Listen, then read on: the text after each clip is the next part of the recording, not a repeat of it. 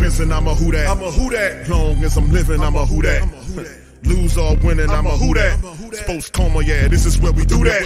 Where we do that, where we do that, where we do that, where we do that, where we do that. Boogie like Benson, I'm a who that. I'm a who that. Sports Coma, this is where we do that. Where we do that. Welcome, welcome, welcome. Somebody please better help. Running this thing like Elf. I thank God every day I'm not a felt.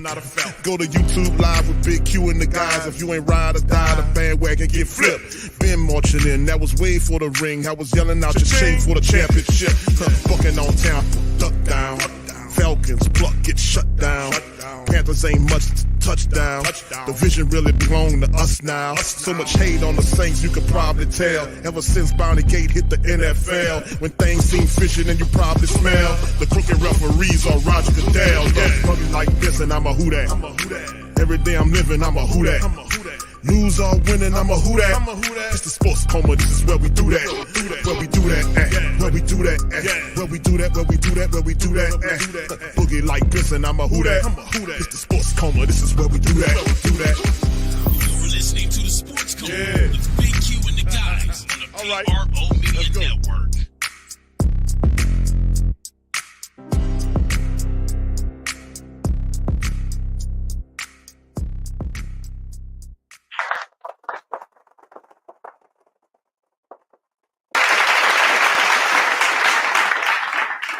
All right, shout out to the fam. Appreciate y'all being with me in this episode of the Coma. Big ups to the great Saint Think Tank, the mighty entire Who Dat Nation. Big ups to you. And like I've been saying for some time now, welcome, welcome, welcome. You're now rocking with the Sports Coma with Big Q and the guys, where we have intense, entertaining, educating, and enlightening sport talk from your favorite sports fam. Shout out to the fam. Appreciate you guys being in this stream. Much love to the fam. This one here, man, Saints team update. We're going to be reacting to the Mickey Loomis presser, if you want to call it that. We'll react to that tonight. We'll also give some updates on some stuff that the Saints got going on in their search for a potential offensive coordinator after they canned Pete Carmichael. We'll cover that in the stream. So big ups to the fam. Please do me a service and hit upon the like button, hit the subscribe button, and by all means, feel free to share the show on your social media feed. We up in this thing. Big ups to the fam, man. Appreciate y'all for being in the stream. Pelicans Nola, big ups to you. All right, as well. Yes, right, Mickey Loomis. That was something. That was pretty good. Somebody said that on last night's show, man. That was pretty funny. All right, T-Mama, shout out to you, baby. Much love to my queens out there. Appreciate y'all kindly for being here. Brother Josh in this building. Shout out to you, Dana, as well. Appreciate you, Trav 504s in this thing. Young cities in this thing. Big ups to everybody. I see you, Tuck Graf. Shout out to your fam. Appreciate you. Much love to all my queens, man. What's up, Barbara? Is in this thing as well. And the Kings, can't leave out the Kings. Brother Baraka is in this thing. Demetrius, how you doing, sir? Appreciate you for being here as well. Big ups to everybody. What's up, Chantel? Who that to you? Good to see you in the building. Big ups to you. Can you to you? Much love. Appreciate you, fam. Everybody, man. All right, Black and Old Gold. Shout out to you, fam. Says Big Q. Mickey Loomis must be smoking on them buddy roamers, because there's no way Dennis is a good coach. Fam, listen, bro. We're going to go into it, man. Now, listen. I seen much of it early on today. I was not impressed. I popped in. Shout out to the family members that I did see on the live version of it. I did see quite a few family members. I had just a few minutes to pop in and kind of just greet the family members, man, and see what's popping with y'all, see how y'all doing in there as well. Usually I don't really pop in on those things, man. I just wait till after the fact so I can watch the whole damn thing or just react to it live. But anytime, and I've been saying this for a while, fam, I've been really kind of covering the Mickey Loomis thing. I've been really going at Mickey Loomis and really exposing, like this year, I really exposed the hell out of Mickey Loomis this year, because a lot of what he was doing it doesn't make sense. And this was a very bizarre, extremely bizarre press conference from Mickey Loomis. A lot of what you've seen from Mickey Loomis today was totally out of the norm for him. Something is wrong with Mickey Loomis, and I'm real. I'm keeping it real. Something's wrong here. Something's very wrong here. Like, that wasn't the guy that I seen up there acting like that. He was totally out of character, and I don't mean that in a good way. I'm serious. That was what I seen from Mickey Loomis. Something real wrong is happening here. I mean, that that's why I had the thumbnail up here with the juicy fruit. You know what I'm saying? With that in the psychedelic background, you put it together. You got the psychedelic background and the juicy fruit sticking on there right there. As you can see, man, listen, man, it was very bizarre. This was very bizarre. Anyway, we're going to talk about it, man. We're going to cover it, man. So y'all get ready. We're going to be here for the next couple hours, man. We also have the Pelican post-game report live scoreboard going on the Pelican channel. And then later on after the game, DC and Lex and ourselves will recap the Pelicans matchup as they're currently taking on the Hornets right now and are beating them 27-22 with 4:42 in the first quarter. So we got a lot of going on, a lot of shaking and baking happening right now. So shout out to the fan. Appreciate you. PM says it's a new day in New Orleans. Yes, indeed, man. St. John, how you doing, sir? Appreciate you being here as well. Big ups to everybody. What's up, Laura, baby? Shout out to you. Good to see you in this thing. DGX, how you doing, sir? Say, what up, Q? Just joined the Patreon. Saints fan, born and raised in NOLA, but living in St. Louis. Shout out to you, bro, and thank you for your support on that Patreon, man. Much love and thank you very kindly for that. Appreciate you, bro. This one's for you, man. Thank you. I want to say thank you very much for picking me up and bringing me back to this world. Thank you, bro. Appreciate that. Pete, shout out to you. Good to see you, brother. Tragic is in this thing. Thomas, how you doing, sir? Appreciate you as well. Good to see all my peoples, man. Willie, Molly Mall, good to see y'all in there. Yeah, Mickey chewing that gum was very, I know, and people, man, I've seen the comment section, bro, and people were literally lighting him up in there. And I know those moderators over there that were monitoring that chat, and they had a few bots in there, and it was very obvious they had bots in there that was trying to spill that garbage, man. But the bots so stupid, they try so hard, they look so unnatural, and people just pinpoint them and spot them out that they're obvious bots. You know, and I'm just grateful for the great Saint Think Tank, because we don't play that dumb shit here. All right, J Rock, shout out to you. Appreciate you as well. Because this, like I said, this great Saint Think Tank is for intelligent Saints family members. And I'm not trying to exclude people, only the ones that don't like to use their brain. And I'm not being mean. I'm not trying to disparage anybody, but that's why it's called the Great Saint Think Tank, because people really have a good thought process here, and it can critically look at stuff. You're supposed to critically analyze things. And I'm not talking to the Great Saint Think Tank, but that's the common logic here. You're supposed to be able to analyze logically what you're looking at and not just swallow down everything that the team gives you. You're a chump and a moron and a simpleton if you do that, because you're not supposed to do that with anything in life. You know, so, you know, don't let it stop with football or basketball. You know what I mean? But yeah, this was awful, man. I was told this was snake bite. Shout out to you. I was really just thrown back by that whole bizarre interview. We'll go into it, man, because I didn't watch the whole thing, only sections of it. People were sending me clips. DC was sending me clips laughing. Oh man, the crazy comparisons this man made. Oh my God, fam. And like I said, I've been picking them apart this season. The first year under Dennis Allen, I let them make it. And then the second year after it, I just uncovered his management style. I just picked it apart, and and then week after week, he would say little things, and sometimes it'll pass me. I would take it, dissect it, and said, "Did you hear what he says?" Then I do the Mickey. That just adds a whole nother veneer to it when I could be able to do the Mickey and then say all the stupid stuff that he was saying during the season, like you're not qualified to judge the team. There's his coaches, the NFL coaches. You're lazy and unsophisticated when you write articles talking about what's going on inside the team. It's just stupid. When he talked about people saying that there's a split, something going on with your team, whoever said that's stupid. Or the other one, one of my favorites is when the guy asked him about whether he take a quarterback in the draft with 2 weeks left to go in the season at the time. When he asked him that, Mickey told him, man, you're asking me a question and we're in the middle of the season. I'm not going to do that. He bust that Urkel, that Myrtle. That wasn't Urkel, that was Myrtle. You know, if y'all remember Myrtle, Urkel, you know, that was him in the dress. People was kind of pissed off about that, but that was him dressed up, Myrtle. You know, so that's when he bust that Myrtle. He was like, I'm not going to do that. And then, you know, that when people like, what? But it's all bizarre, man. It's very bizarre. But anyway, let's get into it, man. Let's not waste another minute. Shout out to all you guys. Please feel free to hit the like button, hit the subscribe button. And by all means, feel free to share the show on your social media feed. Brother Marvin says, Q, this was the worst interview of all times. Loomis is, bro, the fam, listen, I've been telling people this last year and especially this season. When I was telling people the problem with the Saints is not Dennis Allen exclusively. He gets the blame because he's a shitty head coach. But but the thing about it is this is supposed to be Mickey Loomis who's judging it. These kind of asinine comparisons that Loomis was making to some of the greatest coaches in NFL history, he put Dennis Allen up there with him. He sees Dennis Allen like some type of Sean Payton character. No, he's not.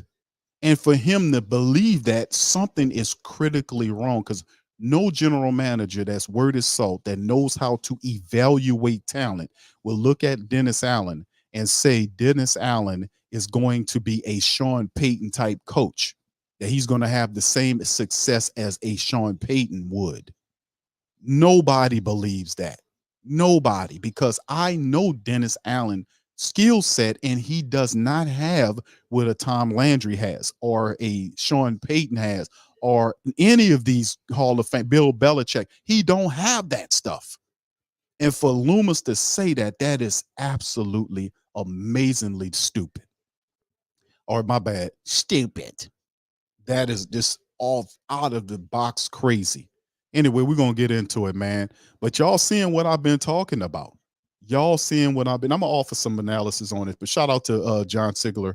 He had a great article in a tracker about the Saints instant analysis on the Saints interview requests and coaching staff. It's kind of like a tracker right here that he's providing. So shout out to him. And I've been shouting him out a lot because he's been doing a wonderful job keeping the heat on Dennis Allen. We need that. And like I said, for the first time in a long time, we really do have a solid core of reporters. Shout out to Mike Triplett with the questions today. We got to get these people shots out, because that'll motivate them to keep answering these questions, because these guys listen to these broadcasts. They monitor these broadcasts, man. So you got to give them a shout out when you let them know that we support you, because you in there keeping it real. You're asking these questions that we want to know. And they're writing these articles. John Sigler has been putting the heat to Dennis Allen since he's been here. He's not been a grease shake to Dennis Allen and writing fluff. He's telling it like it is, and he's keeping it real. And when they do that, you support these guys. You share their articles. You big up them, and you support their endeavors. When they telling the truth and keeping it real, you support them. You don't support a Mike Hoss, who's brown nose and kissing ass. You don't support him. You pull support back from some weakness like that, and you support the guys that are doing the job the way that it's supposed to be done. I'm telling you what time it is, and these guys are doing that. Like, you remember back in the day, Pete Finney from back in the day used to write those Saints articles for Times-Picayune. That was a legend. He was in there writing those articles and keeping it real. And these guys operate in the spirit of Pete Finney.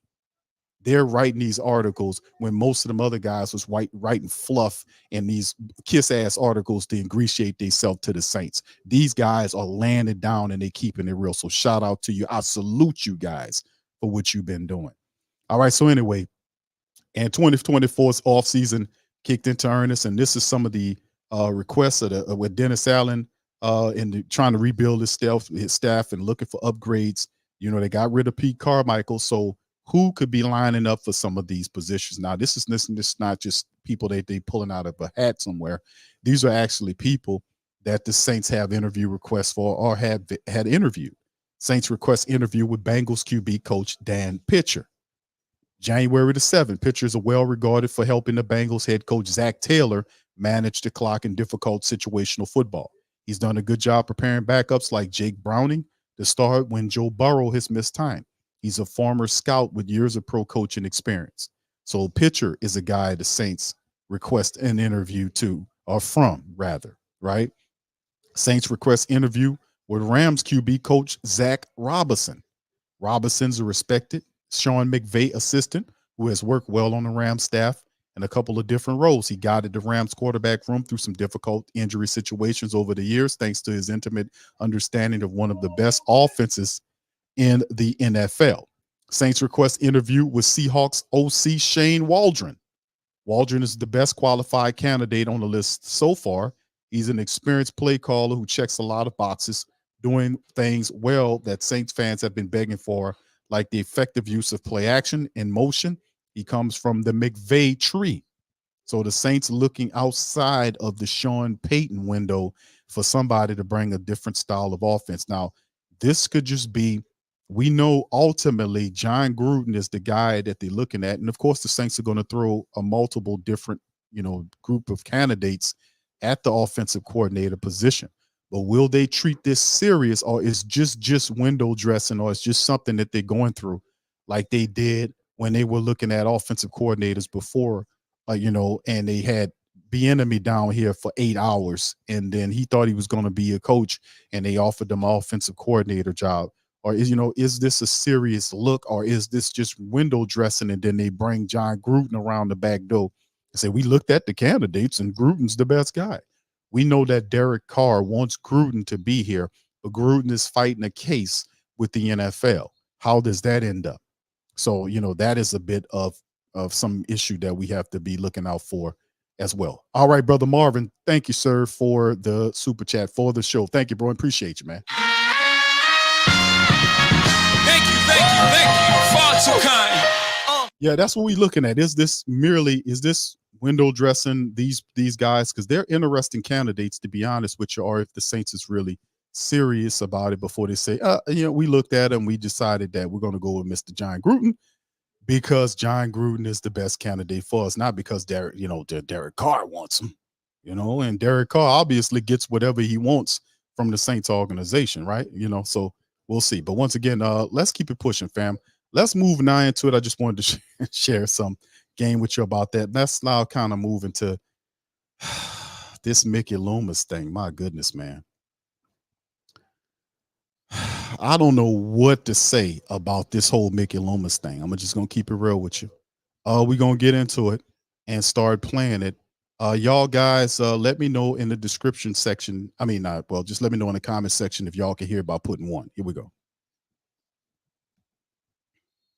As soon as we get it to turn on, that we'll see. Yeah, John said this ought to be fun. Well, let's see what's going on. Right. Hello. Hold on, fam. Let me see if I can get it right here. Give me just a second here. And I had this tuned up, and maybe we having some issues here. Give me just a second. Let me make sure it's right here.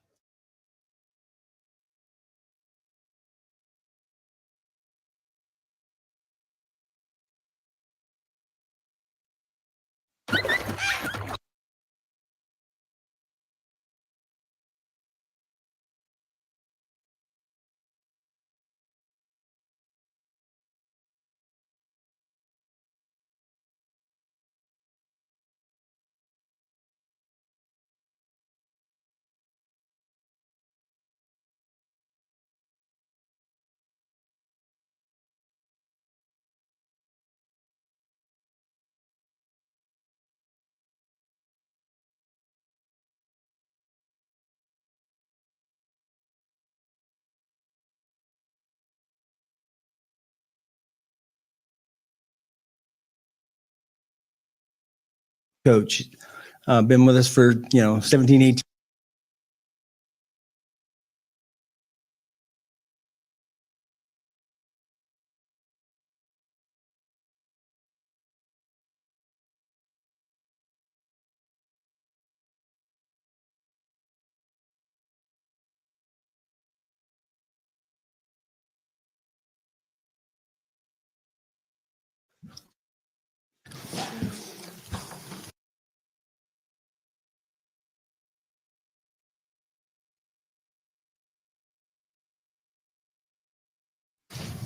Hello. I don't.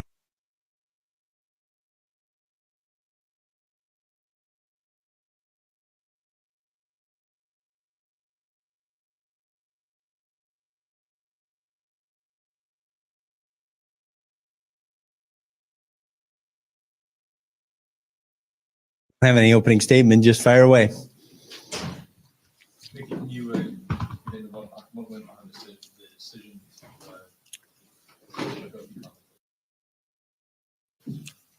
Say that again. Yeah, I'm not going to go into. All right, give me a second, fam. We having some issues playing this interview. Let me see if I can get one cleaner. Hold on just a second.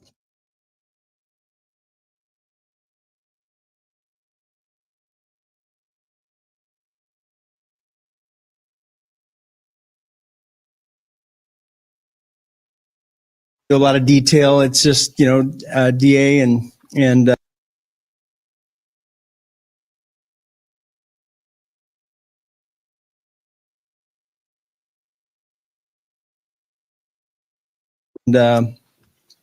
we just, as an organization,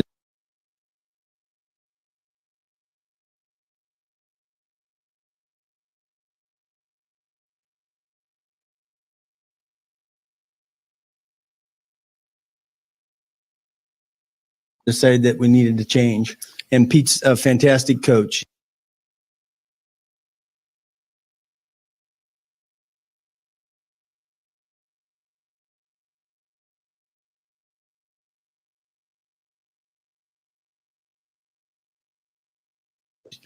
Been with us for, 17, 18 years, done a lot of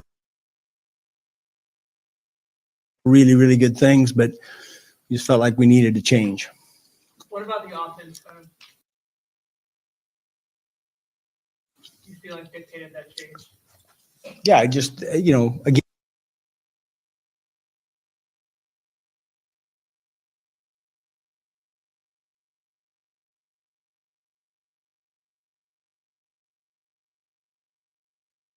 we just felt like we can perform better and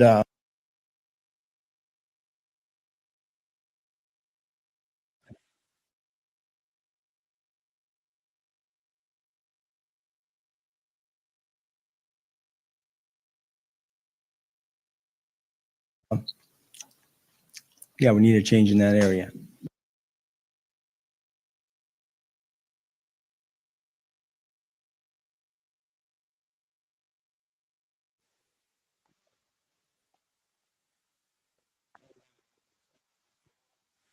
Mickey, would that be along the same lines that Coach Burns with the wide receivers? You thought they should have been more.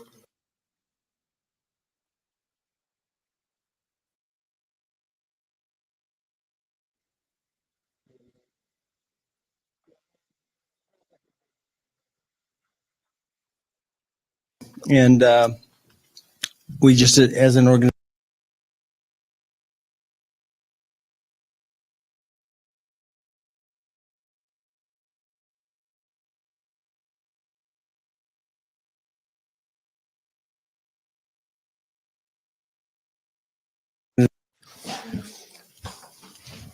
hello. I don't have any opening statement. Just fire away. Mickey, you what went behind the decision to go Pete? Say that again. Yeah, I'm not going to go into.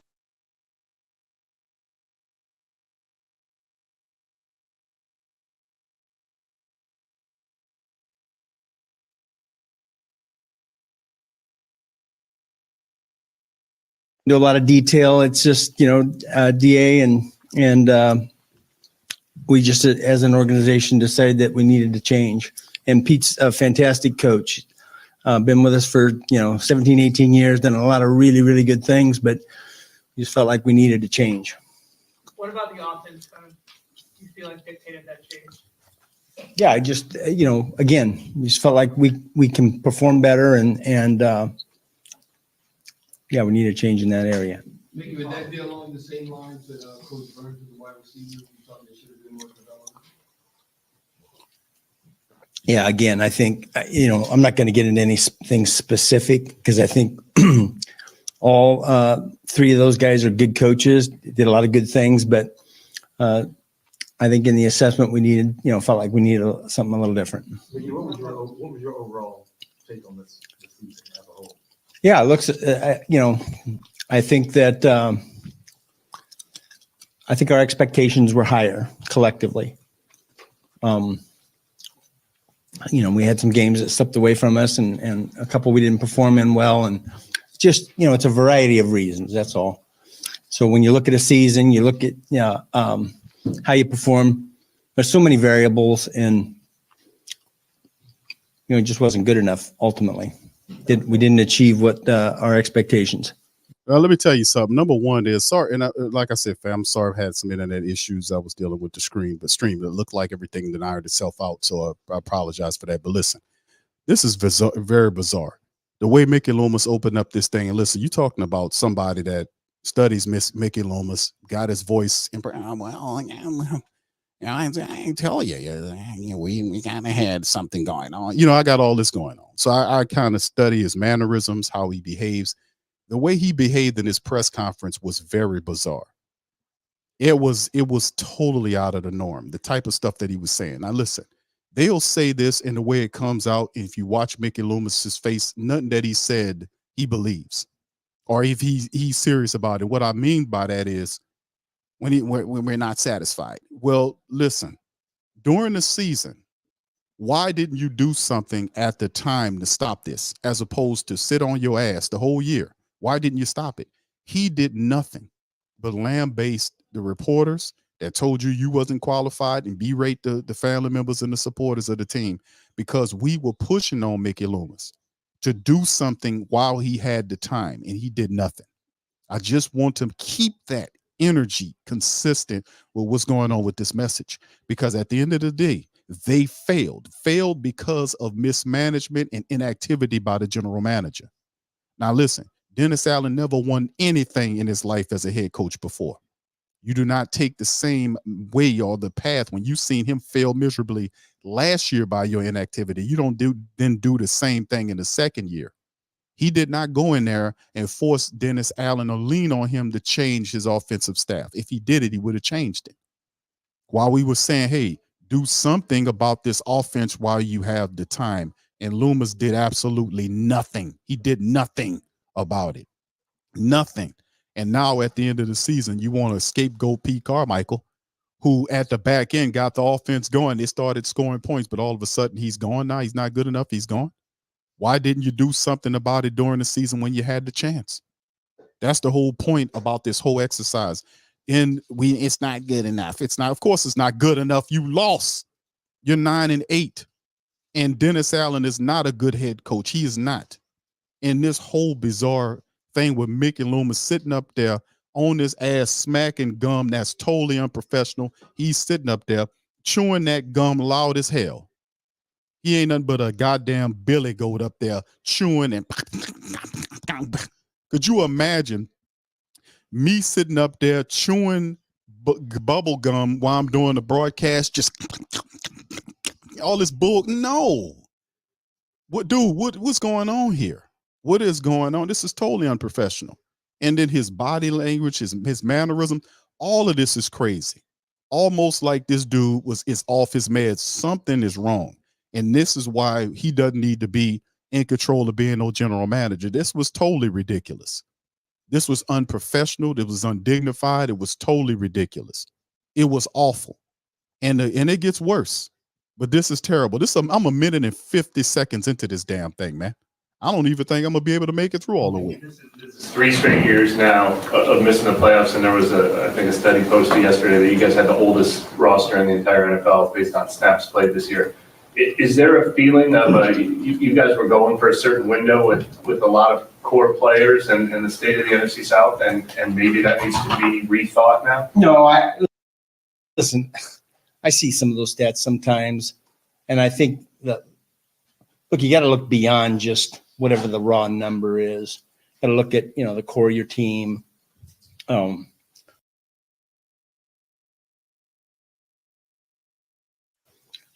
And look, a couple guys can skew that. So I don't look at that. Number one, listen, man, that's ridiculous. No, how could you skew the statistic that the team is one of the oldest teams in the NFL? They're right. The Saints are one of the oldest teams in the NFL. There's no way to misskew that. You can't misskew that. So even simple fact points that speak to the team is within the window, the reporters are trying to set a frame. They're trying to frame it up a certain type of way where they're trying to let you know that you have one of the oldest teams in the game, which is basically telling you that you have a small window of opportunity for this team to be functional, for it to be a winning team, which was 2 to 3 years. You're at the 3-year window mark. So the guy's making mention of that. He's talking about the older players like the Carrs, the Mario Davis, the Cam Jordans, the Tyrann Matthews. They're not saying that they're defunct, but he's speaking in terms of having one of the oldest teams in the game, which is at some point that becomes a detriment because Father Time wins anyway. Eventually, he's undefeated. So it's just, I seen that, and a couple of guys can skew that. You know, like, crazy, man. Insane. I mean, this is going to get worse, fam. I think Mick is screwing up my internet. They don't want to listen to his bullshit. That's what's going on here, man. I ain't mad at that like we're an old team. I really don't. As far as the development with Trevor Penning, Yeah. do you think it could be maybe take the same course as Andrews Pete, where I don't know if he's gonna work out in tackle, but we think he can be a starting offensive lineman. He might have to play guard. I know back in the day like how you if you chew gum and he got a big nasty wad of it in his mouth, for him to be smacking on it like that, he takes a swig of water or drink or whatever's in that cup, that takes the flavor out of the gum. So shouldn't you at least spit the gum out at some point? I'm just saying, man, for my gum chewers out there, you drinking a drink or a water or whatever you drinking with the gum don't have no flavor. You literally washed all the flavor. So you just get this big nasty ass chunk of gum in his mouth, just chewing on it. Billy goat. It just is ridiculous, man. We become fastly laughing stocks. Yeah, look, I think with any offensive lineman, you know, and there's some other positions where this is applicable too. You know, you make an assessment and a vision of where you have them, and if that doesn't work out, you know, you look at their strengths and weaknesses. Say maybe we can place them there. I think with Trevor, look, we didn't do him any favors. You know, he comes as a rookie, he gets hurt. You know, he misses 10 games. We play him the back half of that season, primarily in a jumbo role, and he did some good things, and then he gets hurt. And he has no off season, and then we throw him in there as the starter, you know, week one. Listen, I think a lot of that falls on us in terms of, you know, where he was and what he was ready to do. And so I'm still pretty high on Trevor Penning. I think we all are, but we recognize that, hey, look, we've got to do a better job in terms of development and preparing him to be ready. And I think we'll do that this offseason. I think we'll have a good plan for him. Okay, I don't have too much to say about that. I actually don't have too much to say about that. That was actually pretty accurate with that. Yeah. Look, here's what I think. I think sometimes, you know, the easy thing to do, the lazy thing to do is look at the results of a season and say, it's a coach's fault or it's the quarterback's fault. I think oftentimes you have to look beyond that. I was prepared for this question, right? Chuck Noll, his first 3 years, Hall of Fame coach. He was 1-13, 5-9, 6-8. But they recognize that this guy's a good football coach, right? Bill Belichick. Here's his first 3 seasons. Bill Belichick, this dude sitting up there, this dude full of something, man. I know he full of 10, 7-9, 7-9. Tom Landry. Stop it right there, man. My internet can't deal with the BS. Let me tell you something, bro. Look at his face when he's saying that. He don't believe that crap. Nobody in their right mind would compare Dennis Allen to Tom Landry, Bill Belichick. This guy is full of it, man. He full of BS and full of something. I don't know. Mickey owns something, man. I don't know what's going on. But none of this makes sense. And I always told y'all, he does this thing when he does what I call the stat prattling. When he takes dumbass stats and try to prove some BS point, and it usually falls extremely flat. The statistics that he's saying is ridiculous. He's prepared for it. He actually prepared and actually thought about that and said, I was ready for this question. Listen here. Tom Landry, 0-12. Dennis Allen, 7-10. You see where I'm going? Bill Belichick. Well, see all those guys, Hall of Fame. So you're saying that Dennis Allen is Bill Belichick? Oh, no, I'm just saying they started off that way and You can see they turned it around. We got to go behind. Bro, let me tell you something. The NFL does not activate this way. It doesn't work this way. It do not. It's an extremely competitive league where if you don't win, you are gone. Look at what the Philadelphia Eagles are going through with their coach who just took them to a Super Bowl a year ago. Now, that's an extreme model, but at the same time, it is a clear example of how extremely competitive it is in the NFL to keep a head coaching job. Now, the reason why it's working like that in New Orleans is because of this guy. We could talk about Dennis Allen to the hills. We already know what Dennis Allen is and what he is not. We've already broke him down. We've totally just had a look at him from the inside out. We know what this guy is, and he is not it. He is, you know what, but he is not it. But this dude here is, look at his face. Do this dude look like he's competent? I mean, this is something wrong here, man. It's something wrong. He off his meds, something going on here, bro. Because this is nobody with two brain cells decaying together would ever sit there and try to put Dennis Allen and Bill Belichick in the same sentence, bro. This is insane. Absolutely insane. This guy is absolutely off of his rocker, man. He really 0-11, 4-9, 5-8, 4-10, 5-8. Hall of Fame coaches, all of them. Bill Walsh, first year, 2-14, second year, 6-10. So I think the easy thing to do is just look at the results and say, oh no, we've got to have a change. You got to look beyond that. What are the reasons why we were 9-8 instead of 13-4? And look, it's collective. It's the players, it's the coaches, it's me, it's our personnel staff, our roster, it's variables sometimes that we don't have any control of. And so my assessment is Dennis Allen is a good coach. And again, with Sean Payton, we went 10-6 the first year, but then we were 7-9, 8-8. I heard some of the same noise, but at the time I knew we had a good football coach. And so I think sometimes the hard thing to do is to be patient and recognize your other shortcomings and get those fixed. And that's what we're doing. They don't know the shortcomings. For him to even say something as stupid as that, Mickey Loomis is off his meds, obviously. Something's wrong. None of that maze. Look at his movements and his face gestures when he's talking about all this. None of this is serious. None of this is believable. This is a joke. And people look at the Saints organization and understand where the problem is. And I've been telling y'all this season where the problem lies.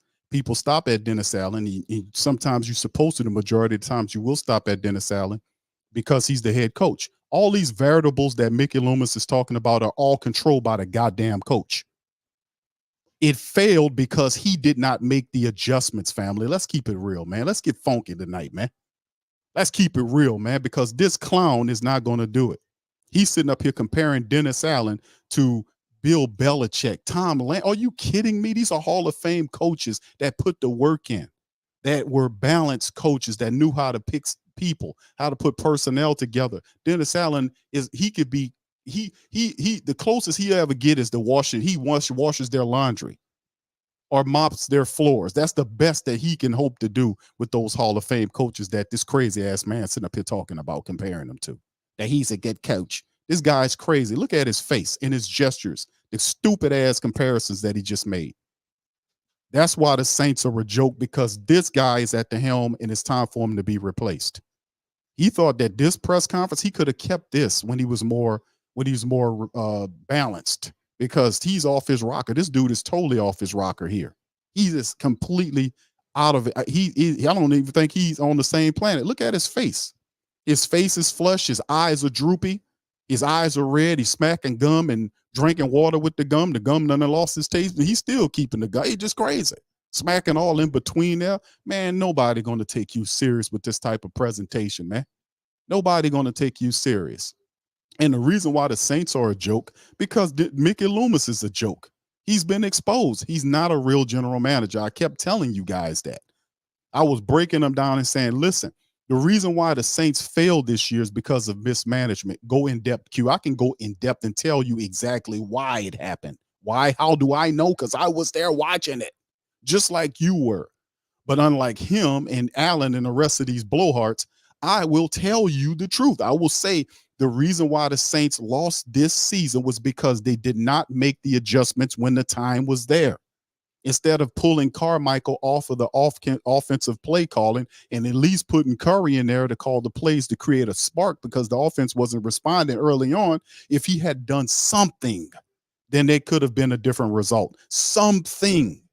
He did nothing. He, being Mickey Loomis, didn't do anything. You won't talk about variables. Let's talk about variables. The variables is that you didn't do shit when you were supposed to. That's the bottom line. You let Dennis Allen run the team in the ground in 7-10 when he didn't know what to do. And with a soft schedule and a wide open NFC South, the best he can garner was 9 victories. And the team that had the worst loss to when they were up by 17 with 11 minutes left to go in the fourth quarter scored 18 points to kick the Saints in their ass. And then at the back of the season, that was the team that got into the playoffs, and credit to them, they made a big win over the Cowboys to go to the next round of the playoffs. So shout out to the Green Bay Packers, who at the time I was saying this is not a playoff team. Shout out to the Packers. They had a real team with a real QB, with a real coach who made adjustments, who wasn't afraid or scared or dumb, made the adjustments when they were supposed to. And listen, Dennis Allen knew he was supposed to make adjustments to help the Saints out. He knew it because the reporters and we pushed on him to the point where he said changes are going to happen. Those changes never happened. That happened several times during the season when people was pushing on him to make changes, and he did not make any changes. But at the end of the year, he's disappointed for real. And it's variables, and it's everybody. It's the players, the same players that the head coach picked, that the head coach supposed to motivate every game. If those players are not motivated and they're not playing, it's the head coach responsibility to remove that player and put one in there that will.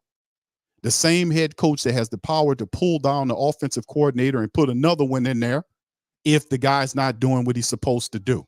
If the offense is not responding the way it's supposed to do, it is the head coach responsibility to pull that guy out of there and put somebody in there, or at least make a change. Do something. Do something. But now it's all about variables. And it's just, we got to go beyond. No, we don't have to go beyond no dumbass stats that you're talking about. It's not that deep. The problem is you're running from accountability, Loomis. You're running from accountability. That's why I'm pressing on these people. And these people are hearing. A lot of the people that need to hear this are hearing this because they really want to know what's going on with the team.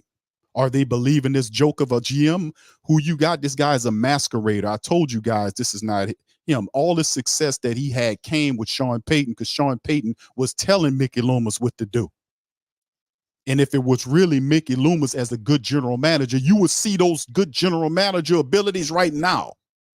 Why haven't you seen them over the last couple of years during the season when the Saints were falling through the flow and Mickey Loomis refuses to get involved until after the season when he's spinning excuses and firing people that should have been fired a long time ago, but also missing the mark on firing who's supposed to be gone?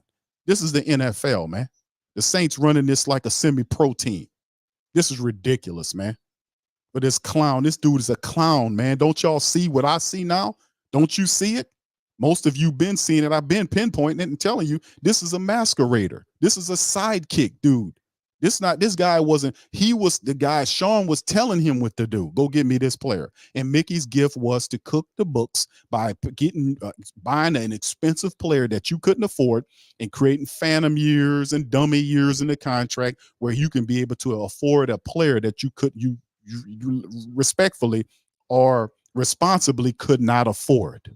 He would get that player for you, and he would cook the books and kick the can into the future for them players. He would do that for you, but anything else, he is not good at. That's why, and I keep telling y'all, that's why other general managers fleece Mickey Loomis, like Roseman fleeces him, because he's not a real general manager. He's more VP than GM. He does not need to have 2 titles. He has 2 titles. He's the vice president of football operations and a general manager. He doesn't need two terms. He doesn't need those 2 titles. Let them have the VP, but the general manager needs to be somebody that's fresh, that's new to it, or somebody with a different vantage point. The assistant general manager, Kai Hartley, should be the general manager of the Saints, and Mickey Loomis should be the VP alone. He does not need to handle these things no more. He's been here for 20 plus years. He's been affiliated with the NFL for 37 years. That's almost 40 years of NFL experience. This dude is out of his time window. He's a fossil. He's a dinosaur in the age of the new NFL, where you need guys, general managers, of people with that's a lot more progressive than Dennis Allen is a good coach, and I'm comparing him to Tom Landry. That's right, I said that. I'm going to compare him to everybody. Tom Landry, Bill Belichick. All those guys started slow, and Sean Payton started it. That's right. I'm going all the way out. I'm going to compare him to everybody. Nick Saban, Jim Harbaugh, Jim Walsh. Walsh, this dude said Walsh, the inventor of the West Coast. Man, are you kidding me? Oh, well, Walsh was another guy. He was such and such. Listen, I'm talking truth now. No, you're not. This is insane, man. This dude is a complete joke. They got people making fun of the Saints after they seen this up here. I'm getting it online. People go check on Q over there. This crazy, man. What's going on? Also talk about like the culture a little bit. What are some of the things with the culture that you feel like need to change? Yeah, I don't like the word culture necessarily, because I think, look, we got really good guys, willing. He says he don't like the culture. Hold on, let me bring it back right here, fam. I don't know what's going on my internet. It don't like Mickey Loomis, obviously. It was just working fine. Allen is a good coach. And again, with Sean Payton, we went 10-6 the first year, but then we were 7-9, 8-8. I heard some of the same noise. But at the time, I knew we had a good football coach. And so I think sometimes the hard thing to do is to be patient and recognize your other shortcomings and get those fixed. And that's what we're doing. Also talk about like the culture a little bit. Once again, he don't know what the shortcomings are. And we've been patient enough. You've been 3 years without a playoff trip. That's patience enough. Not going to be patient for no Dennis Allen, bro. This is the NFL. It's a win now league. We're not going to be patient anymore. We're not going through a process like we the Philadelphia 76ers. Trust the process. No, we're not going to do that. We're not going to do that. We're not doing that, man. We're not going to trust you with no dumbass process, because obviously you don't know what you're doing. Nobody, you lose all credibility when you say Dennis Allen's a good head coach. Nobody believes that. You know why? Because Dennis Allen is a backstabby, weaselly coach who throws his team under the bus. There are players, he's going to always keep a divided locker room because people know what his get down is. He's untrustworthy is what I'm saying. And if you're going to have a head coach at the top of your team that's untrustworthy, that throws his players under the bus, and they did something good for a teammate, and it was him that didn't want to embarrass the Falcons by putting up another score. Now, we're not going to embarrass the Falcons. Just go nail it down. What about Jamal? He had 17 rushing touchdowns last year. Can we give him his last touchdown? No, go nail on it. We don't want to upset the Falcons. And then they go in there and get to take this. Screw this son bitch. Let's go up in there, run it. Yeah. They go up in there, get the touchdown. They celebrate. They run off to the side. He gets into the bro. Oh, well, they did that on their own. Bro, we didn't need to even know that. That could have been a secret during the season. We didn't have to know that. That weasel stabbed his own team in the back to do it. And then apologized to the freaking flapping Falcons. So you believe in that? That's what happened. But this idiot says he's a good coach. He's a good coach. Oh, he backstabbed his players, but he's still a good coach, Q. What are some of the things with the culture that you feel like need to change? Yeah, I don't like the word culture necessarily, because I think, look, we got really good guys, willing. And I think, look, a lot of things that I said to the players, I'm sure you guys are aware of it, were for players' ears only. I think collectively, though, that everybody, if you ask, do you want to win? Everybody stands up. They raise their hand, right? Everybody says, "What are you willing to do? What's necessary?"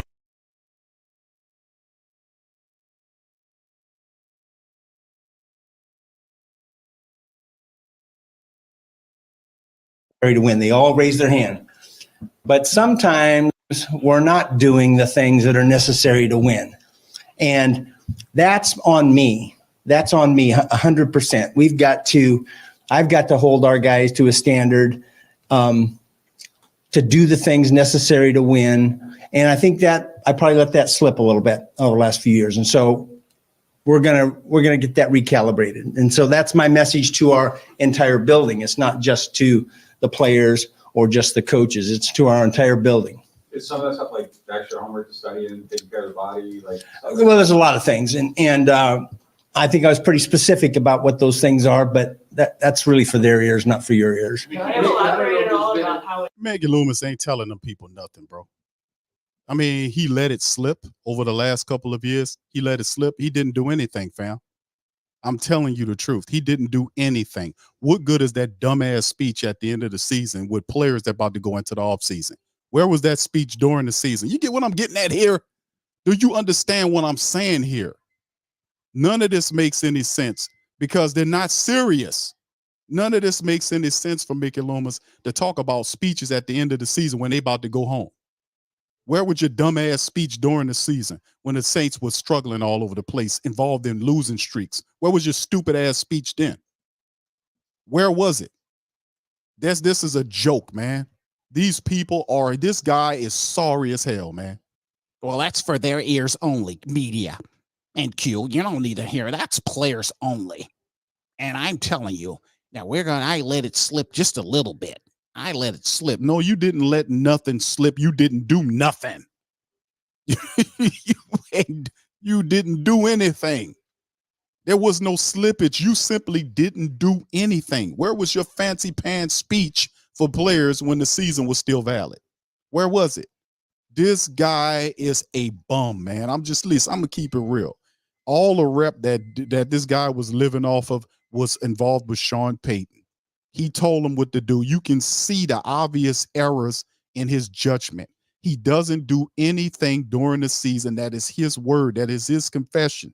He says that he does not do anything during the season because he's too emotionally involved. When they win, he's emotional. When they lose, he's emotional. So he doesn't do any evaluations until after the season is over. That's what he said to us.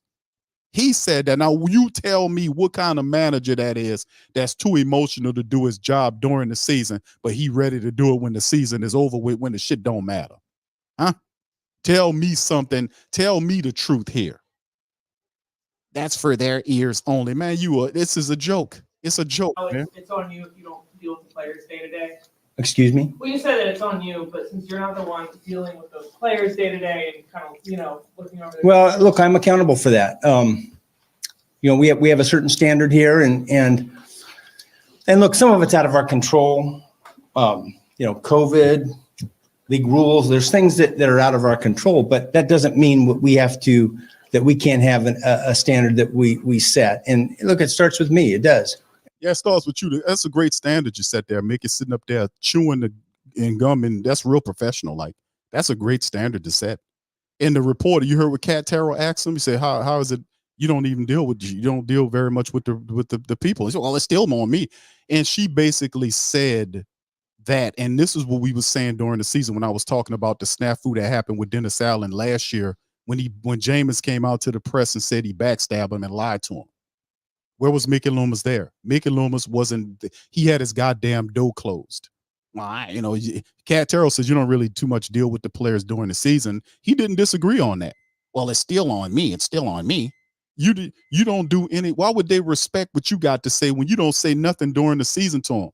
I mean, what kind of manager does this? Do you understand? He's literally indicting himself every time he opened up his dumbass mouth. Do we understand that? The reporters are telling him, you don't have too much interaction with the players during the season. How is it, how do you see it's on you? Well, it's still on me. I have to do, he does it. This is the thing. That's not a general manager that does that. That's not how you supposed to do it, bro. That worked with Sean Payton because Sean Payton was hands-on. You can't do the same thing with Dennis Allen that you did with Sean Payton. He's doing the same thing with Dennis Allen that he did with Sean Payton. Those are two different people with two different styles, with two different skill sets, period. You can't do that. and he don't even see the difference between the two. How don't the dudes see the difference that you can't deal with a Sean Payton the same way you do with a Dennis Allen, bro? Come on. He's supposed to be an evaluator. He's supposed to be an evaluator of talent. This guy on the screen who just compared Dennis Allen to Bill Belichick and Sean Payton. It's insane. It gets worse, man. And certainly our head coach and our coaching staff and all the people in the building are responsible for it, but it begins with me. Mickey, I don't know if this has been addressed, but going back, talking about, you don't like the word culture, but as far as the camaraderie amongst teammates, when you look at the victory formation and what occurred there, I don't know if this has been asked, like Jamal Williams, did he have an incentive? Like you score X amount of touchdowns, so that didn't come into play. So it wasn't like you scored a touchdown, you get an extra 100,000 or nothing. That was No, look, I think this has been talked about way too much. Frankly, look, I get it. Players wanted to do a favor for one of their teammates, and probably didn't think it completely through. I would rather we not do that. But there was no underlying message to that. It was all exactly what it appeared to be. They're trying to do a favor for a teammate, get him a touchdown, and I just wasn't appropriate in my view. But it's overblown. I think it's overblown. No, I just brought up the monetary reasons. No, there was no incentive or any. There's no financial reward. I remember I had started 12 games and I got a $250,000 bonus. If you scored one touchdown? No, if I took the first snap. Dude, this is very strange, man. This is not how Mickey Loomis usually acts. He got a lot of weird energy here. The chewing of the gum, as loud and as obnoxious as it is kind of giving me this is how he's trying to displace nervous energy. It's very weird. Like his face is flushed. He has these weird responses, the weird comparisons. Look at his face in some of these interviews. This is not how Mickey Loomis, out of the dozens of hundreds of interviews we've seen with Mickey Loomis in a professional setting. This is not us at a cocktail party with Mickey Loomis chilling, and this is what you get. No, this is a professional setting. It's the end of the season presser. People want answers on why the team failed. You would think that the team didn't fail by the way he's taking his press conference. This is totally the wrong energy.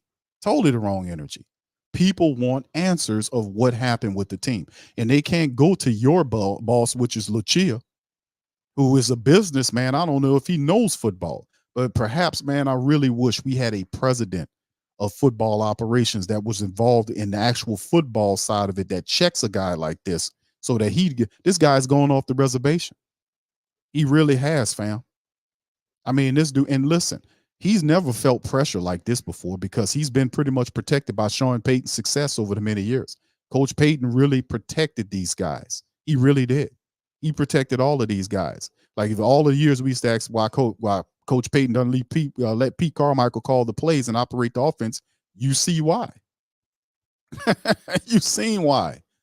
So, I mean, Coach Payton protected a lot of these guys. He really did, including the general manager. All of them got fantastically wealthy and gained position and power because of Sean Payton. And the moment he comes out of there, you see the obvious flaws about these guys, that they weren't as great as we thought they were. That's no disrespect to Mickey Loomis, but look how he's behaving right here, because he can't deal with the pressure. All this is nervous energy.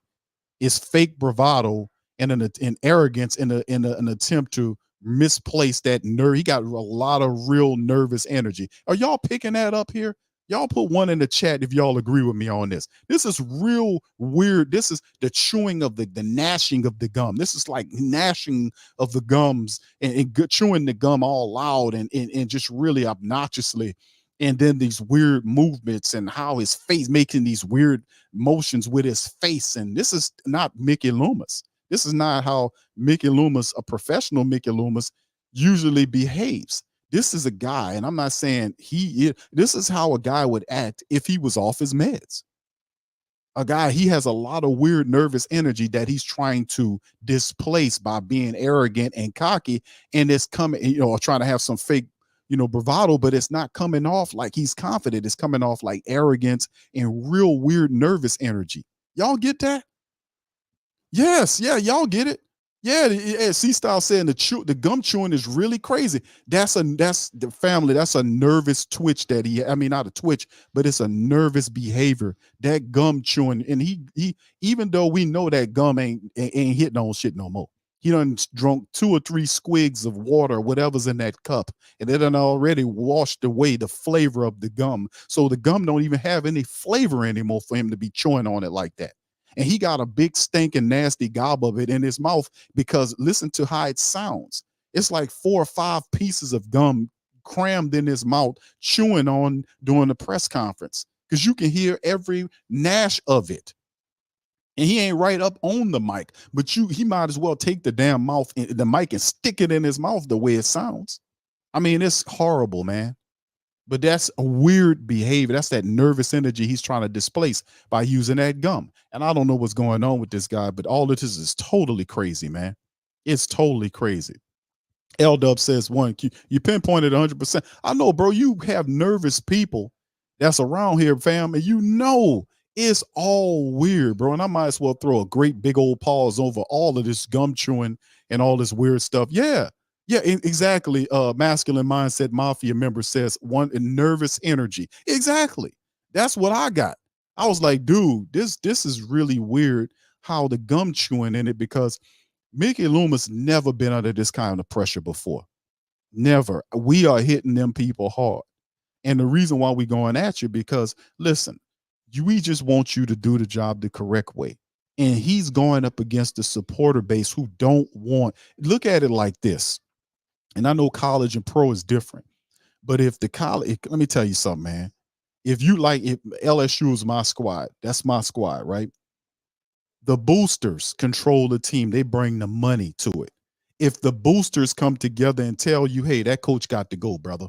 He got to go. That coach is the AD is going to find a way to get that coach up out of here. That's what happened with Ogeron. The boosters wanted him out and they got him out.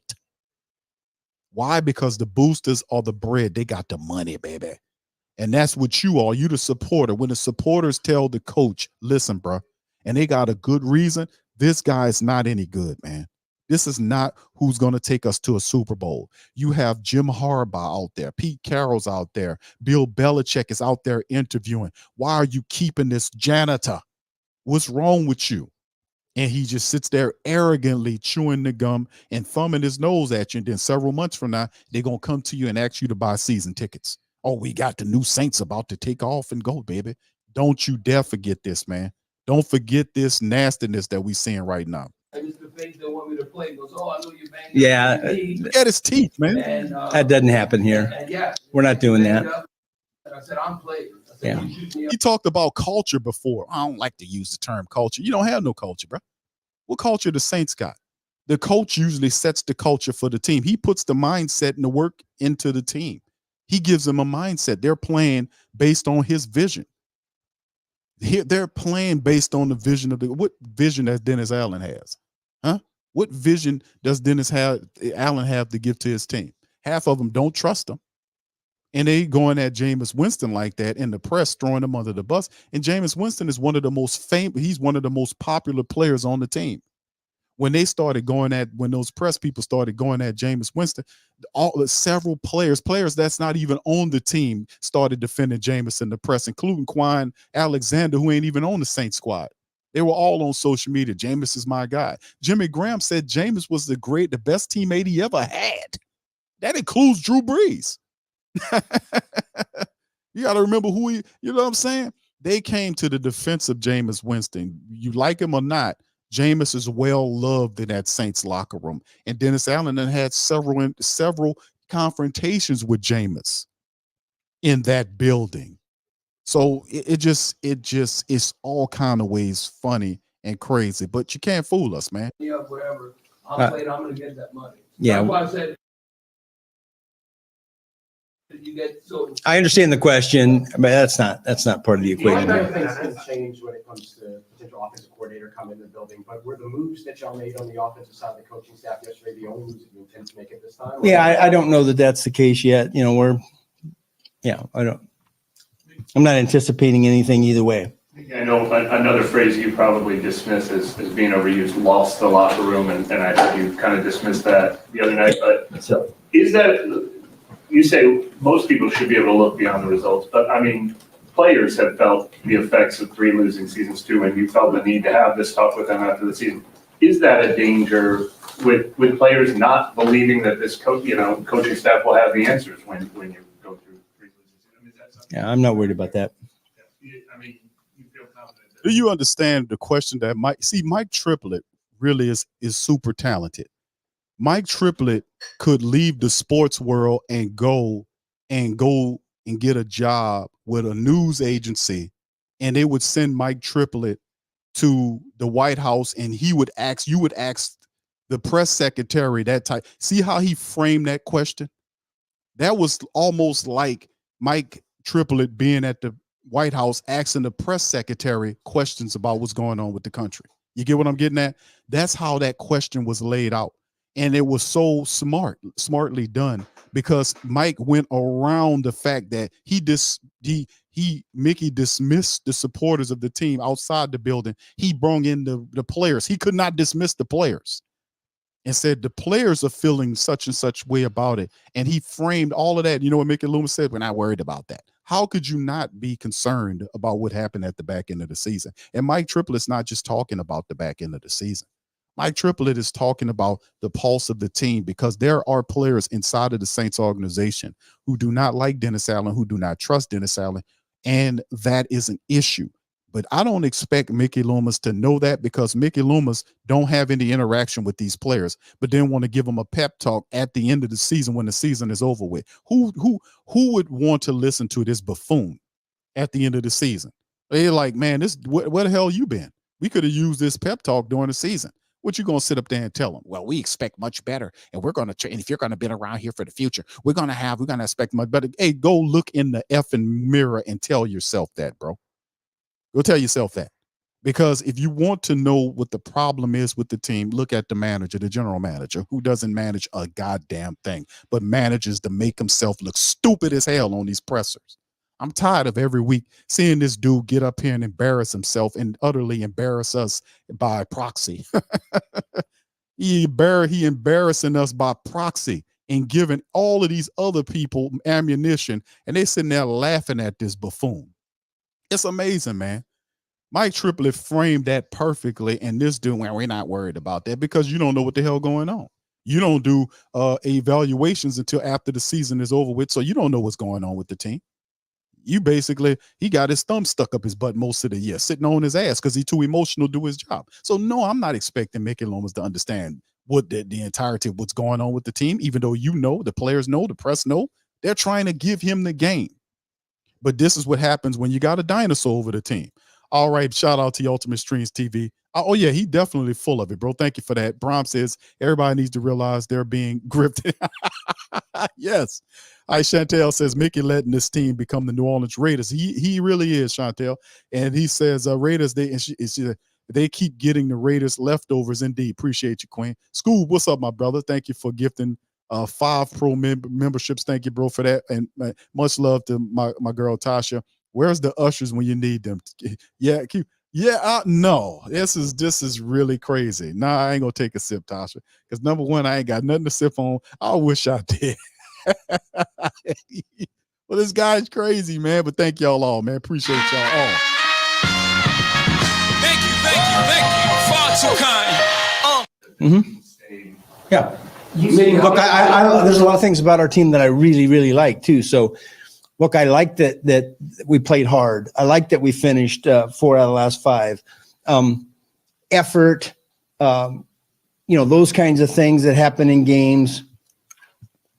Even when things were going poorly, we're really good. Got a lot of, I had a lot of individual talks with players, and no, you wasn't. When things were going very poorly, you wasn't good. See, and And people say, well, Q, how you messing this up? Fam, I'm not just spitting hot air like this buffoon on the screen is. Listen, I know what time it is. We sit here for day after day, week after week, month after month with this team. We studied all the film. We listened to all of the pressers that they could give us from players and coaches. And every week we got Loomis on there. And I'm telling you right now that the issue with this team, when they were bad, they was not good. And the reason why he doesn't know that is because he's not a real general manager. What can I tell you? He's not a real general manager. A real general manager would know what's going on with his team. So when Mike Triplett reframed the question and told him about some of the players discussing the stuff that was going on, he then said, yeah, we're not worried about that, which you should be, because that is something you're supposed to be getting on. Any thought of cracks in the armor of your team, you're supposed to be on it. This guy is past his prime, fam. What can I tell you? This is what old general managers who are out of touch with today's NFL and have a out of date or out of style general manager, but he's not even a real general manager. I'm not going to keep saying that because he's not a GM. They gave him the title, but he does nothing the general manager does except for spend money. And then he gives weak ass talks to players after the season over where they can't do nothing about the season. Why are you pressers? Where you dumb stupid ass comments at during the season? There's none of this stuff these people can answer because they're not serious about winning. They're not. How could you keep Dennis Allen with Bill Belichick out there and all these other fantastic coaches they're worth their salt? They know how to coach team. How you holding on to Dennis Allen with all these other coaches out here? He's a great coach. He's out of his dumb mouth. You're not serious, fam. Nobody loves somebody that much. And we still don't know how much Dennis Allen's contract is. They're still keeping that disclosed. The presser, nobody asked a question about Dennis Allen's. How much is Dennis Allen's contract? Could you officially let us know how many years on the contract? And then most people say, well, Q, it's a 3 or 4 deal between such. I don't want to know between and guesstimations. What's the actual contract, fam? It's a question. Nobody asked the question because I'm pretty sure they probably told them don't ask about it. Because somebody would ask the question, what's the contract and how long is it? How much is it worth? Because it's undisclosed. And people said some sports ski to stuff that's not accurate. The contract is not disclosed. They have not disclosed the true information of the contract. People are guesstimating online about it. But it's the thing with this guy. It's just crazy. Mickey Loomis is not the right man for that general manager job. He need to get up off that job. I hope these people hear what I'm saying because you are wasting time. Mickey Loomis is a time-wasting troll. He is. I'm sorry to say that. This is not cap. Mickey Loomis is a time-wasting troll. He literally told the Who Dat Nation, we got to be patient. Who tells their people that? And it's been 3 years of playoff funk. And you got to be patient. You got to be patient. No. We're not being patient with your ass. You got to go. You're standing in the way of progress. You need to go. You really see, because Dennis Allen would not be a problem if he knew what a coach looked like. And it's just ridiculous, man, at the same time. And I came away from those feeling really positive about a lot of things.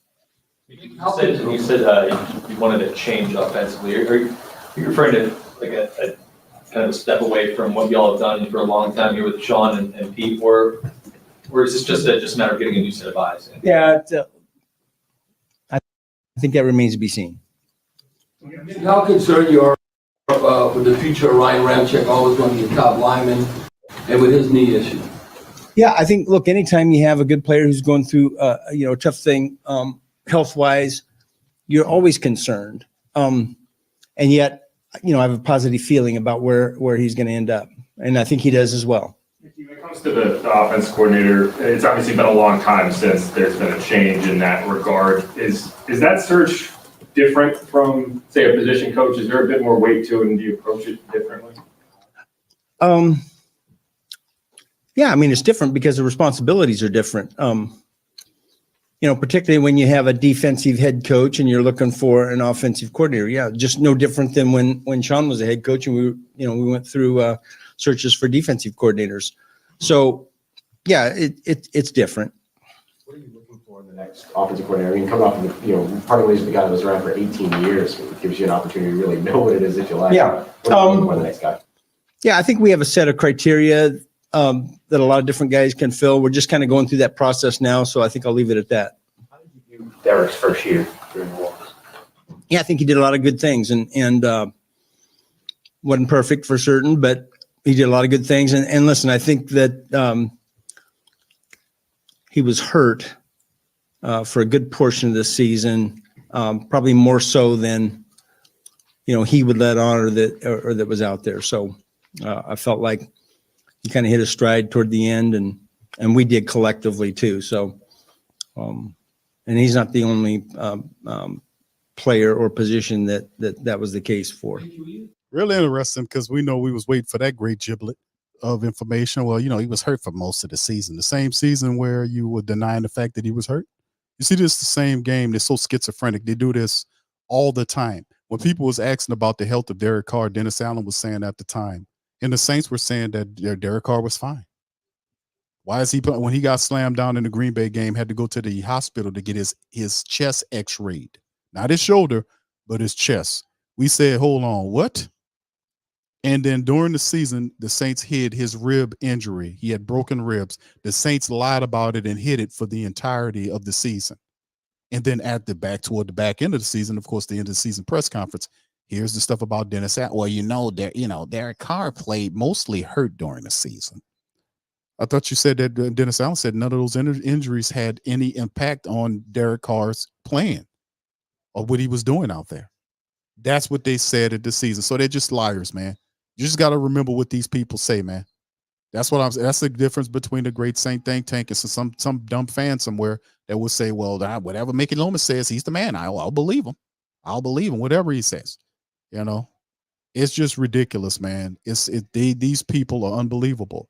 I'm not going to let them use the Carr excuse of being injured when they denied it the entire season. So screw you on that, Mickey Loomis. I'm surprised how well Andrews Pete played at left tackle, because usually you don't talk about him when he's doing his job. And I thought he was outstanding, considering that, mainly he's a guard, and then how he finished the whole season at left tackle. Yeah, I would say, yeah, he gets thrown back out there, and did a good job. He did. Really pleased with that, and I think that gives him some confidence as well. Every offseason is a balancing act between putting together the best roster and staying fiscally responsible. Yeah. Do you ever get to the point where, when you're over the cap every offseason, where you look at it and say, You mean like every year? What's that? You mean like every year? Yeah, like every year, where you say maybe we need to look at the financial foundation for the future. Yeah. And maybe make some tough decisions with older players and count on our player development and drafting and free agency, and roll the dice a little, counting on younger people to evolve. Yeah, I think, we go through that process every year in the off season. And, I've said this before, is that we had kind of a vision and a plan for post Drew Brees. And then, COVID hits and we get this big setback relative. Hold on, bro. Hold on. You did not have a plan for Drew Brees. They did not, man. Hold on. See, that's what I'm saying with this bull, man. This is BS. He did not have a plan for Drew Brees. Let me tell you what Mickey, the troll Loomis's plan for Drew Brees was. To beg Drew Brees, who could barely lift his arm, it happened. Family, listen. It happened when Tom Brady left New England. This is how it went. We covered it at the time, and I don't romanticize these things. Y'all know I don't. I tell it like it is. And what happened was Drew Brees was deciding on whether or not he wanted to play. Drew was every bit of 38, 39 years old. He was already beat up at the back end of the season. He was having all type of issues, and he had arm problems with his arm. What happened was Tom Brady wanted to come to New Orleans and play for the Saints. He was waiting to see what the Saints were going to do with Drew Brees. This is a fact that Tom Benson still to this day is pissed off about. That's why he did everything he did do and played as long as he could play to take all of Drew Brees' records down. That's what he did.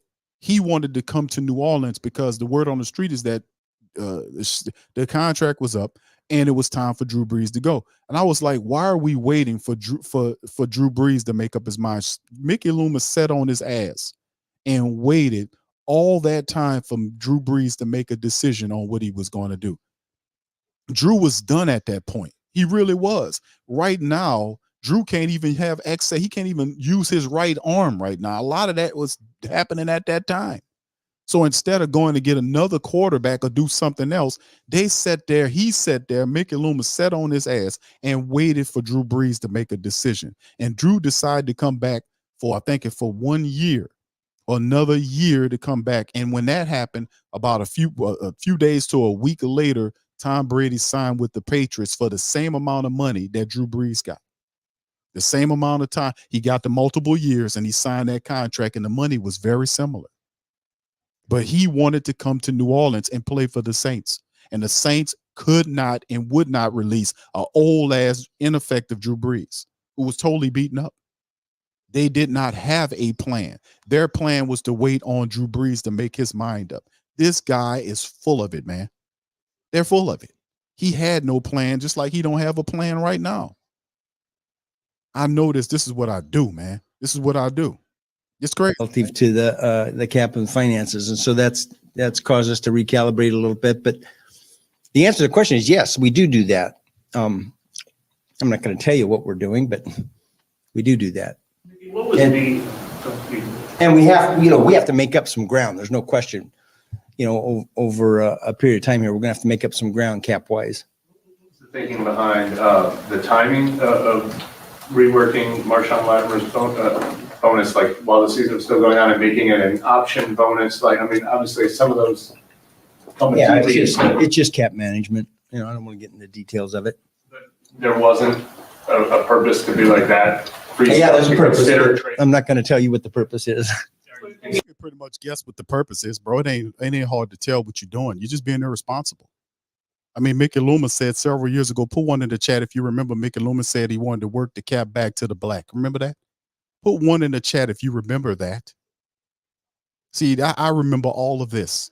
I was calling it at the time, because the kicking of the can philosophy is about to tear the ass and to tear the Saints up. It's about to. Because number one, they're not drafting as well as they were. Number two is some of the guys that they're bringing in are not having the same impact.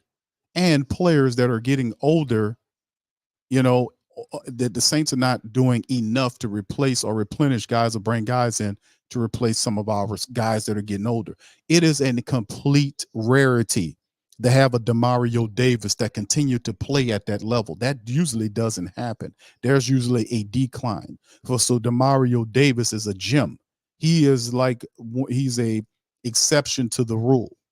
You don't usually see that on declining players, that they continue to be one of the best players on the team like Demario was. He led the team in tackles. He was phenomenal. But you don't usually see that. Look at a Cam Jordan example.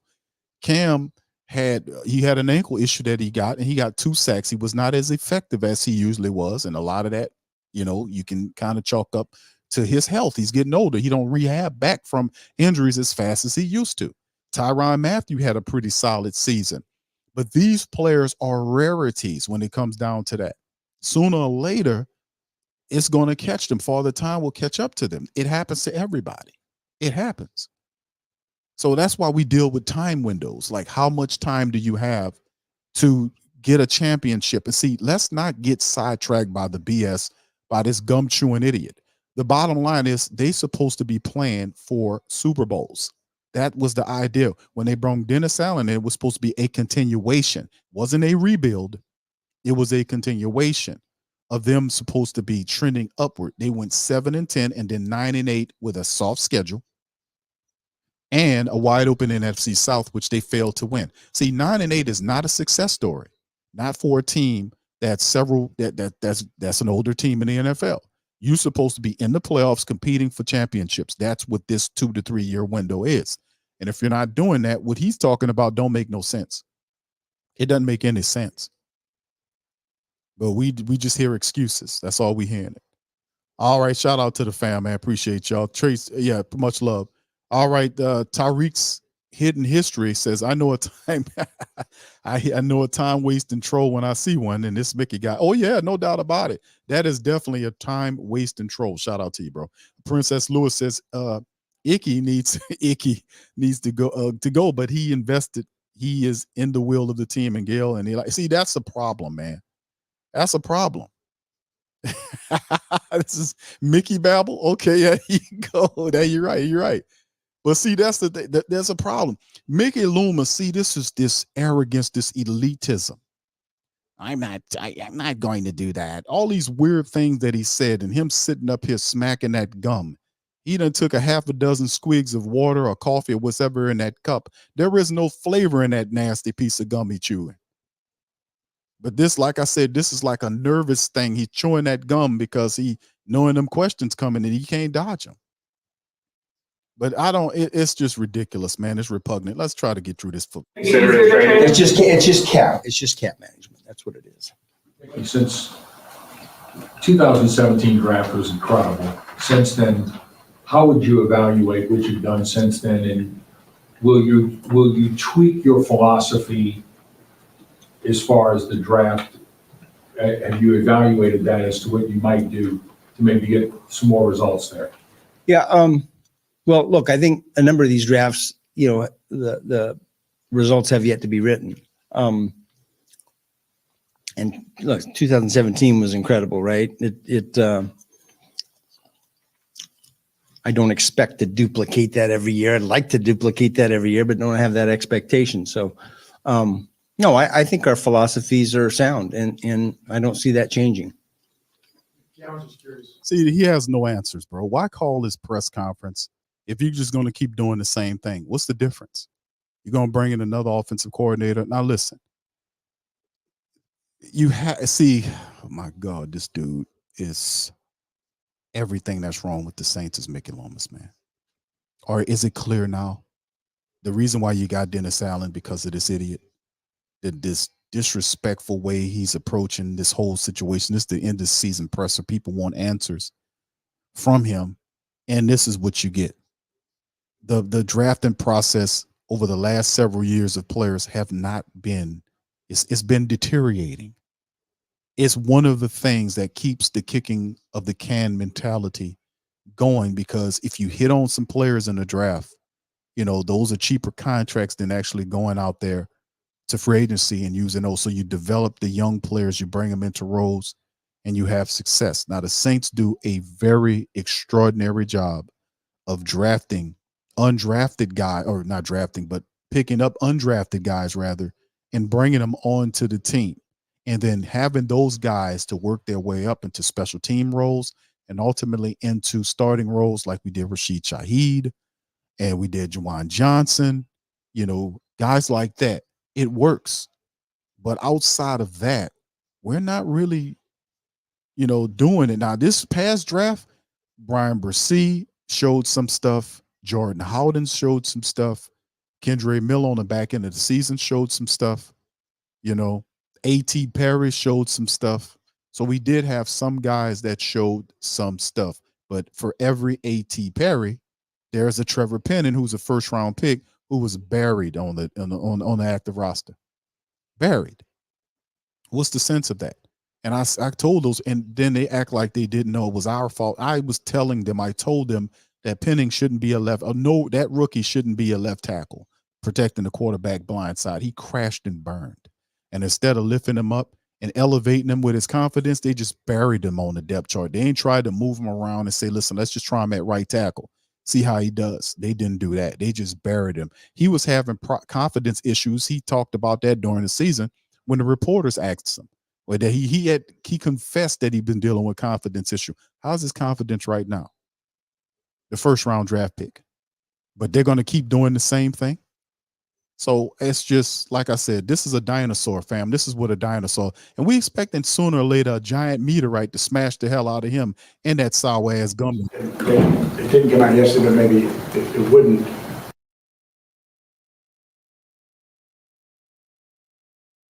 Or is anybody on the current staff up for the OC job? I mean, or is that not? Yeah, I'm going to keep that list to ourselves right now. But those candidates will come out eventually. How about with Coach Marone? A lot of fans have asked me how he's developing the offensive line, and guys bring up their expectations. And I don't know, it was just a rumor he might end up retiring all the years that he's coached. So where do you think Coach Marone's at along with the offensive line right now? Yeah, I think he's a fantastic coach. I do. And I haven't heard anything about him retiring, so that would be a surprise to me. You mentioned some of the stats earlier about like maybe not paying attention to them. You've seen this league evolve over decades. Yeah. Where do you kind of, or how do you reconcile the data-driven analytics versus kind of that gut feel, so to say? Yeah, that's a good question. Look, I think that analytics have been around a long, long time, way longer than we've been talking about them. They existed in 1983 when I started. We just didn't call them analytics. I think it's a tool in the toolbox, right? And you have to view it as such. And so I just look at it, and look, we got a lot more data, a lot more information than we did certainly then. And even in the last, 3 or 4 years, we got a lot more data that we need to pay attention to. And so we do, but it's a tool in the toolbox, and there's still, some of these analytics tell you to go for it on every fourth down, right? Well, what if you don't have a fourth down play that you like, right? What if you have a player that's injured at a particular position that's key to, so there's just a lot of. The analytics don't tell you to go for it every fourth down play, Mickey. What are you talking about, bro? What are you talking about? What's wrong with this dude? What's going on here? These movements that what is he talking about? What is he babbling? What is happening here? I mean, what the hell is Mickey Loomis talking about for real? What is he talking about? It's my goodness. The factors and variables. And so I look at analytics as valuable, but a tool in the toolbox. You just referenced 1983, but people ask this question and, rumors get out there with social media and stuff like that. You've been doing this a long time. Your role is not changing here. You seem energetic about recalibrating the organization. The front office is staying the same as far as your position. Yeah, I saw a couple things that was just made up, whatever. I know what you're referencing. Somebody just made that up. That's never been discussed or talked about. Now, am I slower? Yeah, I probably ran a 4.5 when I was 30, and I don't think I could run 5 flat right now. So I am slower. What is he talking about? What is he talking about here? Dude, bro, the general people are and see, this is what happens. That's not been talked about. See, he's so smug and so comfortable in his position that he would not dare think about giving up the general manager position. Where is David Lucia, who his damn boss is? Where is he at to say, you know what, nah, Mickey, your time has come, bro. You've been doing this for 20 years, and we appreciate your service. But this is a younger person's league. You've been involved with the NFL for almost 40 years, 37 to be precise. It is time for you to relinquish at least one of these titles that you have, because you're not a very good general manager. You don't manage to do shit but to work on the Who Dat Nation's nerves. You don't manage to do nothing but chew the hell out of some nasty ass gum, which don't have any flavor. You done drowned it 4 or 5 times with water. It's nasty bastard. But at the end of the day, that needs to be a discussion that needs to be talked about, because Kai Harley is getting interviewed by other people. They're interested in him. You do not want to bring up young executives and then have them pilfered by other teams. Just because you have him and he doesn't want to release the general manager position.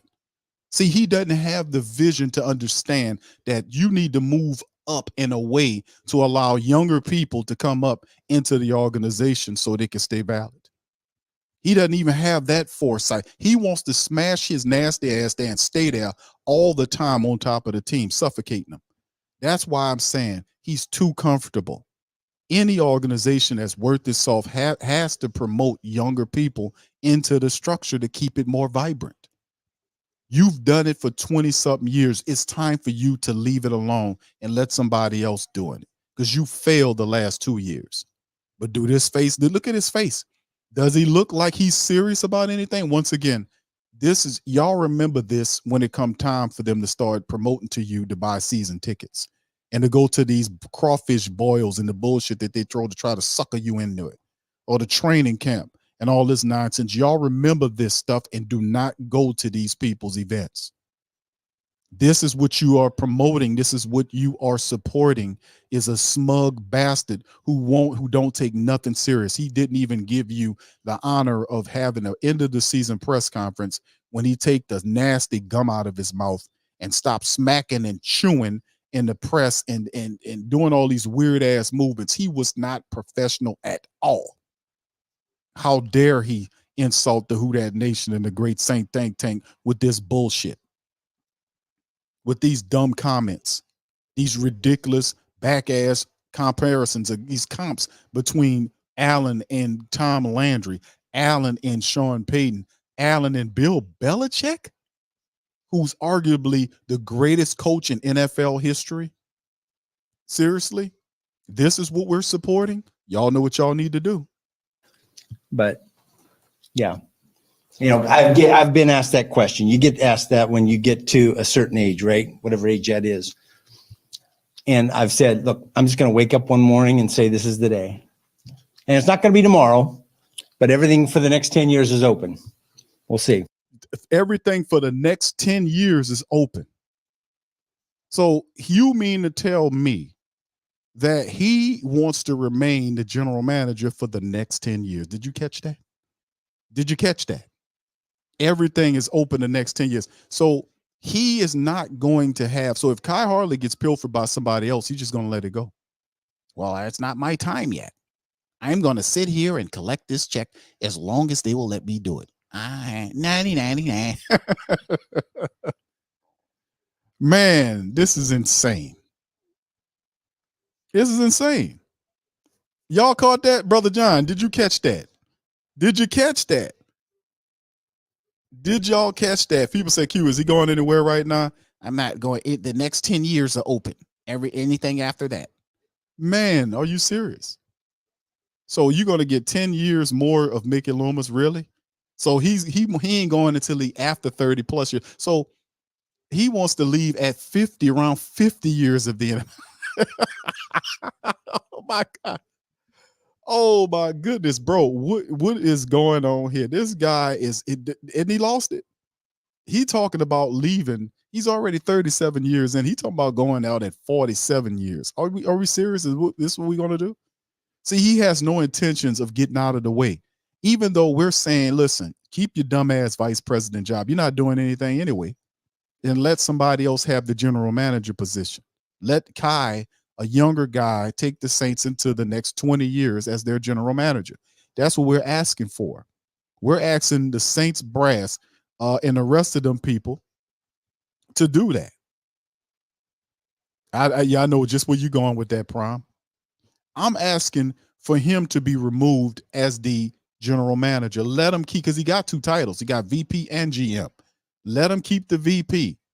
And we're asking for general manager, somebody else. Let Kai be. Kai is the assistant general manager. Promote Kai and let him be the general manager. It's time, Saints. Gail, Dennis, Lucia, y'all need to get involved here because this is crazy. Listen, I'm warning you guys that you better get active and do something about the hierarchy of the Saints.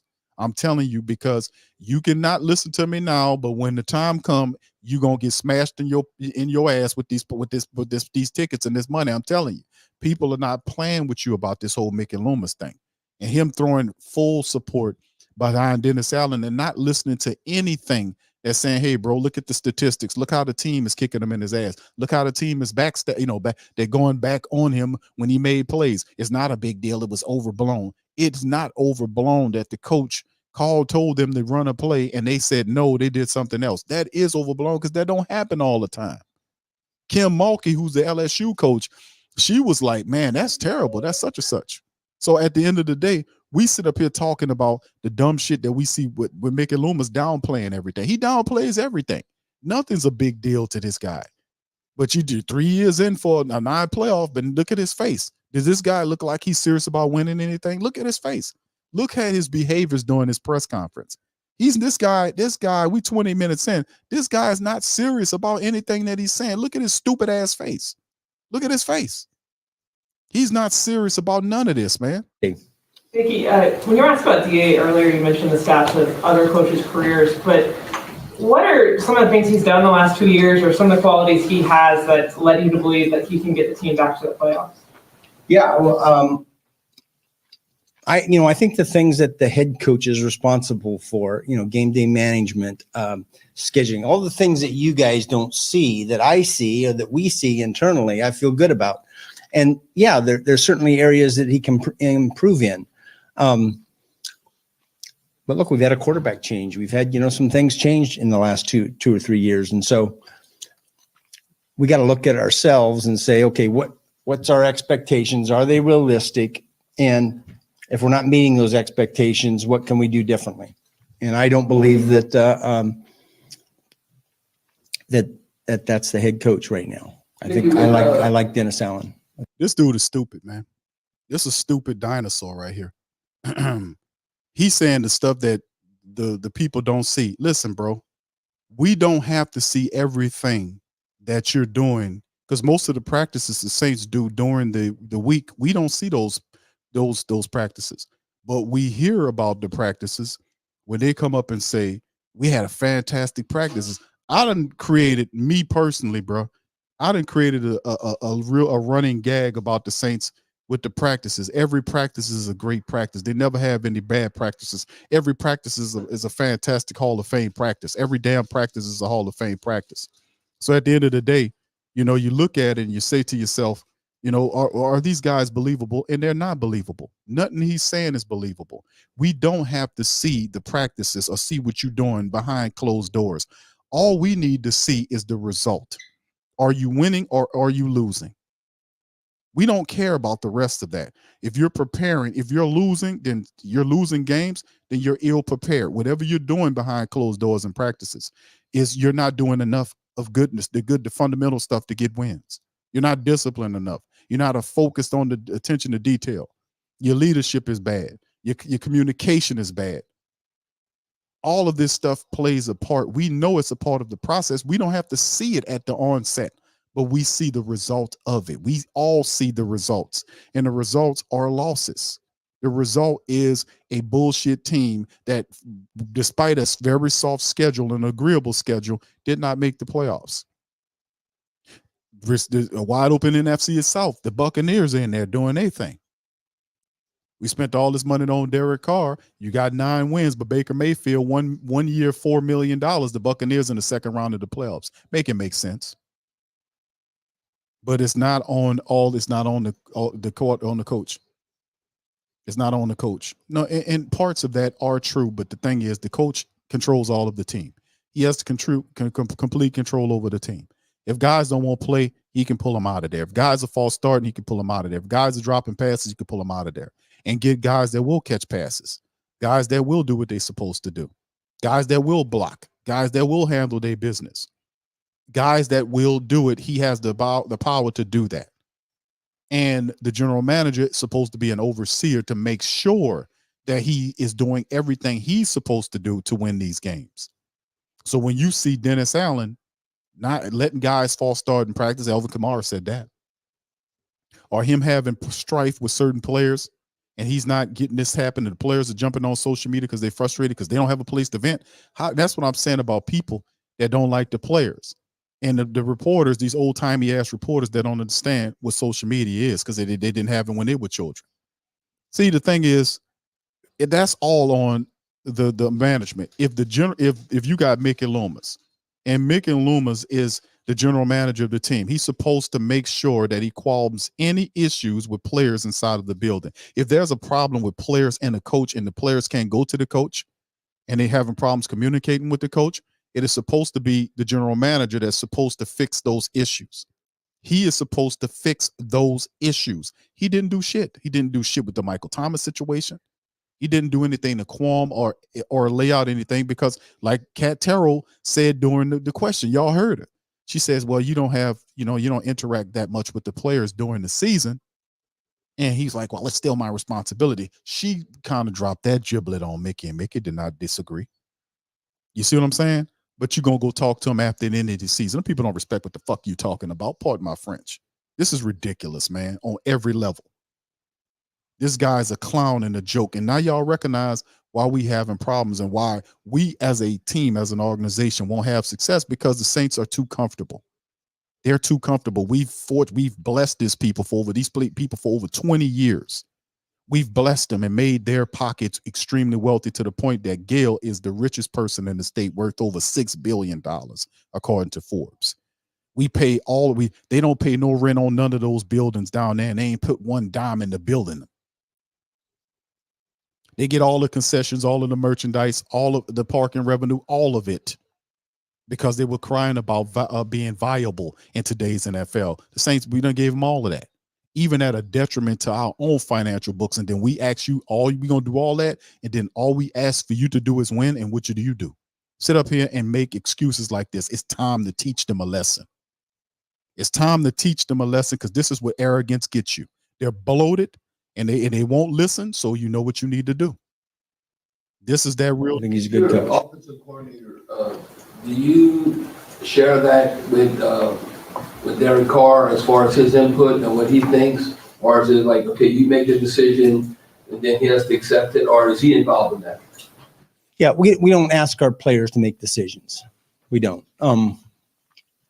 That's not a burden. That's not a burden that we put on them. Now, we talk to a lot of our veteran players about the season, about the things that we expect from them, and they should certainly have expectations from us, but we're not asking them to do any evaluations of any kind.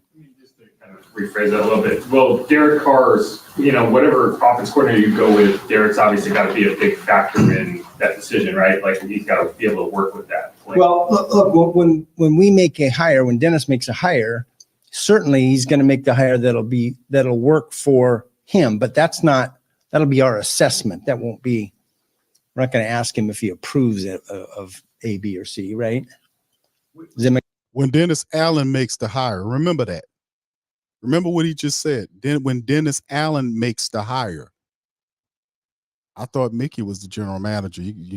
Dennis Allen has hiring powers? Is that a slip of the tongue? When Dennis makes the hire? That's interesting. That's very interesting. That make sense? When you guys do hire the OC, will the OC have input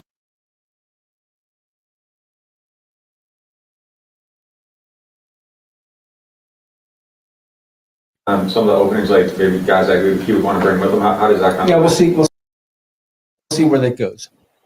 If you do, and again, things that are out there, I know you can't talk about coaches, but John Gruden's name keeps popping up. How much of it has to be, you know him as a person, but knowing the situation and what happened and how he feels about it, just from a news perspective, not talking about him here. Yeah, it's a fair question, but I don't really want to talk about any individual candidates for that role. It's a fair question, but yeah, we'll answer that when we hire. How quickly do you expect that process to go? Is it one where you would like to take a little bit more time doing it, or is it, I think another organization have a rapid approach? Yeah, I think, look, one of the mistakes that our league in general makes is, we're in a rush and a race to hire people because we're afraid of, someone else, beating us to the draw. I think that's a mistake. I think the most important thing is get the right guy in the right situation, take your time, make sure it's a thoughtful, planned decision. So we're gonna go through the process, and we're gonna make the right hire. We're not gonna make the expedient hire. They never do. And the thing is, mostly, that old saying about the early bird gets the worm. And if you have a very talented person that you're looking at for an offensive position, most of the times people are going to get speed is of the essence. And you have to do your due diligence on these people, because other people are looking at the same guy that you're looking at. And if you really want the guy, you're going to have to compete with them for the service. So you're going to have to expedite your process. Everything is too laid back and for a team. They almost act like they just won the Super Bowl and that they're not in a rush or a hurry to do anything. This is ridiculous, man. This is not, you're going to fire Pete Carmichael, but then, we're going to take our time. Now, you might not be able to take your time on some of these guys. If you're serious, some of these guys, you might have to put an expedited process in to see about getting them if you are serious about winning. You know, you can't drag ass and then, you know, not get the guy. It's just whatever, man. Anticipate in restructuring Derek Carr's contract this offseason? I don't know. We're gonna have to restructure a lot of contracts. But for him too, I mean, like. What kind of answer was that, bro? Come on. Derek Carr restructured contract is estimated would save the Saints over $20 million on a year, according to some estimations.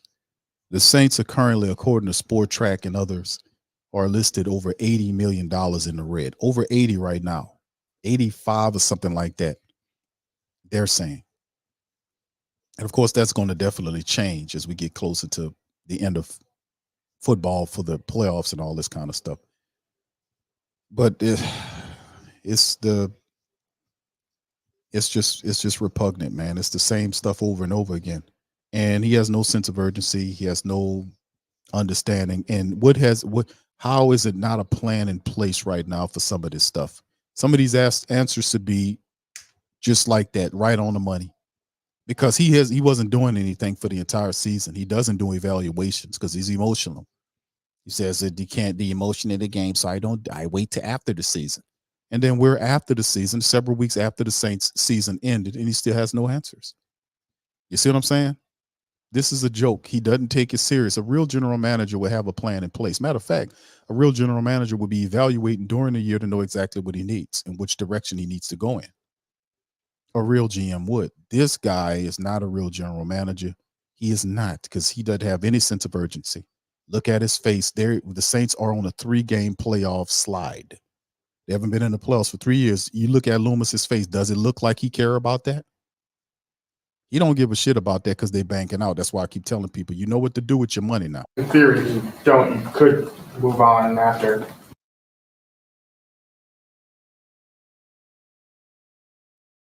It just seems like with that one, there's a pretty big. Yeah, well, that's all part of cap management that we've got to deal with. Follow up on the length of time, the process, the evaluations. Just because it gets asked a lot, why does it take as long as it does? So you view kind of being intentional about all that as a strength of this kind of institution of taking your time, making sure you get it right. So what's the question? That's something you view as a strength in terms of, it's not necessarily, just kind of twiddling your thumbs. Like there's a process that you go through. And yeah, I just think that any decision of this magnitude, it just has to be a thoughtful, well thought out process, right? And you have to, look, there's an obvious group of candidates, right? But there's another group of candidates that might not be quite so obvious that we need to make sure that we take a look at. And we'll do that. Have you always been that deliberate, or is that something you learned? I'm pretty deliberate. I've always been deliberate. I think that was one of Sean's complaints about me occasionally, is that I'm too deliberate and he's too impatient. So it was good. It was a good match, right? With your front office, energy front office positions, Yeah. Is that how you kind of approaching that? Do you anticipate any changes? Yeah, I don't know. Look, we got great candidates inside our building. Kai and Jeff and even Michael Parrington. And so we have some top flight executives in our building, and I'm rooting for them to get an opportunity. Although if they get one, I'll probably rue it. So this dude, he gonna let them go. He's rooting for them to get an opportunity because they can't get an opportunity in the building because he's sitting his ass on the chair that they belong in. He's not going to give them an opportunity. So a guy like a Kai Harley, who's been here, would make a good executive. He's not going to get. He already said that he don't see himself going anywhere off the general manager for the next 10 years. That's totally ridiculous. And he's rooting for Kai and the rest of these guys to have an opportunity elsewhere because he keeping the glass ceiling. He won't allow them to get to the general manager, even though he has 2 jobs. He will not free open the GM chair to allow a guy like Kai to get there. He's going to smash his ass right there and do absolutely nothing like he's been doing for the last 20-something odd years. When Sean Payton tell him to do something, he go out and do it. Payton don't want to hear all that. Go get me the player. And that was the relationship. And Peyton was like, listen, I'm trying to win because he understands the speed of the game. You got to win in the game because the pressure's on. I can't go and close my door like you could. And the coach has to deal with all of the BS because it wasn't a team like he would stand with Coach Peyton and say, okay, we're going to do such and try to figure out stratagems or deal with players. No, he just went and shut his goddamn door. Just what he did for the last 2 years. But see, he doesn't have Sean Payton to save him. And Dennis Allen's not good enough to keep it steady to get in the playoffs. You see? So in the end, it's really, it's really good. It's just, he's telling you everything, man. I've been exposing Mickey Loomis now really hard this year. Last year I was talking about it, but this year along, I was telling people, family, this dude is not who you thought he was. I've been showing you the proof. I've been giving you his words, how arrogant he is. People just say, damn, I didn't realize Loomis was this arrogant. Yeah, he started when the pressure got on from the Who Dat Nation.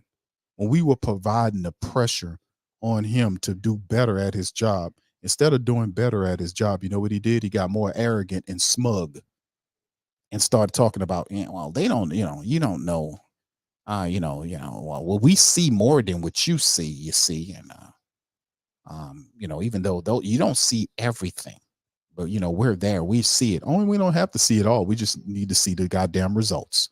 That's all we need to see, partner. The results. And the results are not very good. So the hell with you and your philosophy on, well, you don't see everything. We don't need to see everything. We don't need to see you practice every day. We just won't see the end result. And if it was a loss, then your practice wasn't good enough. Your effort wasn't good enough. That's all we need to know. We don't need to be surrounded by it all the time to see. And then again, the bottom line is we don't need to because we know what time it is already. Well, see, you don't know. See, it's this constant, really arrogant, ignorant, elitist, bullshit, nervous, weird-ass energy that Loomis gave in this press conference that was totally unprofessional. The chewing of the gum, the weird, crazy pass. These was really good questions that people wants to know. Everything, he downplays everything. Even things are very dire, like the team split. Oh, he downplays that. Or that nobody believes that. And he's stupid because he doesn't have the pulse of the team. He doesn't do evaluations. He don't know what's going on with those guys. And like what the reporter said, he don't even talk to most of them during the season. So what is he doing during the season? He's not doing anything. He's not doing anything. Why should this guy retire from the general manager position? David Lucia and the rest of them, Gail, they're not trying to push him for anything. You know why? Because they're making that bread. See, the way you get their attention is when the tickets stop. And then, of course, Mickey Loomis in this interview will say something stupid about the tickets, like, well, we don't like the fact that when the other people get the tickets, and we understand that it's a good destination for you to come down here and play, and that's when the tickets. No, that's not what people, you dumb dog. That's not why they're giving up their tickets, you clown. They're giving up their tickets because the team is failing, and the team is embarrassing. The team is not living up to what they're supposed to do. The team is not accountable. The team is not respecting the coach. The coach is garbage. The team is not responding properly. That's why people are upset. So this guy is not that crazy. He's a liar in many regards for somebody to try to spin some ridiculous story like that. Like he couldn't conceive that you would not dare support them. See, this is what I'm saying about being a fan. When you giving a dog like this your money and he turns around and spin these weird narratives about everything, and these weird narratives that don't even bear any anchor in reality. None whatsoever. But this is the monster, the Who Dat Nation created. A bunch of bloated fat cats who are not serious about winning games. This whole weird ass behavior is not something that they're upset. He's not. This is the general manager of your team, by the way, with this weird energy. Do he seem disappointed about losing? No, he don't seem the least bit worried about anything. And really he is, because this is all bullshit anyway. All this is BS. This whole little narrative about him, that's why he's chewing that gum like that. He's super nervous like a dog. But in the end, we're going to continue to apply the pressure. We're not going to stop. We're not going to stop because you fire Pete Carmichael, and Cody Burns didn't even deserve to get fired, but Doug Marrone's still on the team. It makes sense. Make it make sense. You fire Cody Burns. Cody Burns deserved to keep his job. But Doug Marrone's safe. Make it make sense. See, these are clowns, man. They're thinking they can just throw you anything and you'll buy it. Oh, just fire him. Well, they'll buy it. When the guy he's supposed to be firing is the head coach, he don't deserve the job. But he keeps keeps saying to you over and over again, Dennis Allen's a good coach. Oh, he's a great coach. No, he's not. And for you to say that, which means you need to go because your judgment is shit. If you think Dennis Allen is a great coach, he said great coach. Crazy, man. Anyway, let's finish up. I ain't gonna go through this whole damn thing because this is ridiculous, man. I'm gonna just listen to a few more minutes and then we're gonna dirk out, fam. I'm sorry. Carolina announced they're interviewing Ty Hartley, and I think I can't remember if it was announced or reported that Jeff Ireland's interviewing with the Chargers. Yeah. Have they been asked for other interviews? Not that, no, they haven't yet. Just to peek for a second, obviously it's professional, but when you spend 18 years with somebody, there's a huge human component and personal relationship there. I mean, not that I want like the full peek behind the curtain, but like how emotional is that when you've been through so much with somebody? Yeah, it's really emotional. Pete's he's a great coach, not a good coach. He's a great coach, and he's done. I think. Listen, we had historically good offenses here for a long period of time, and Pete was a much bigger part of that than he gets credit for. Really brilliant. Look, his first game as a play caller, I think we scored 60 points. So, yeah, it's emotional. And he's such a good person and such a great representative of the organization for all these years. And it was emotional for me, that's for sure. And it was emotional for a lot of people. By the way, I'm chewing this gum because I have a cough and it keeps me coughing. You plan in place for, I think Jeff's interviewing. He's chewing the gum because he wants to stop from coughing. Y'all buying it? When did chewing gum stop you from coughing? I don't know, man. Here we a few more minutes. And then it's plan in place for lose one, lose two. I mean, you want them to, proceed successful, but plan here if you really want to. Yeah, again, that'll be a thoughtful, intentional process if one or both go. So, no different than it was when Terry Fontenot went to Atlanta and Ryan Pace went to Chicago, and we've got great people behind those people too. So I'm really confident in the people we have in the building, but that doesn't mean we won't look outside the building either. All right, so that's enough of him, bro. I'm done with this clown, man. Enough of this buffoon. Shout out to Brent said this wasn't gum, Big Q. It was chewy clam left over from the clam child on Car's jockstrap, or both. Come on, man. Hey, bro, come on now, dog. Come on, man. Thank you, bro. Thank you. Far too kind. Yeah, shout out to you, Brent. Thank you for that, man. Man, listen, man, did you hear that? So we got a lot of information. It's not what we wanted to know, but this was some of the stuff that the Who Dat Nation was kind of looking at. It's the fact that Mickey Loomis is telling you that he's not going anywhere. He's not going anywhere as the general manager. That if Kai Hartley or whomever leaves, they got other guys that can move up into those spots or basically bring from outside of the building. He's letting you know that he's not relinquishing the general manager position, even though he has the VP job. He's not giving it up. So, and the thing is, it's time. So who decides? See, this is the problem with the Saints organization when they were supposed to give up on Drew a couple of years earlier than what it was, until his body gave up on them, so he couldn't go. If he could play, then Drew would have ended up playing those games, but he couldn't go.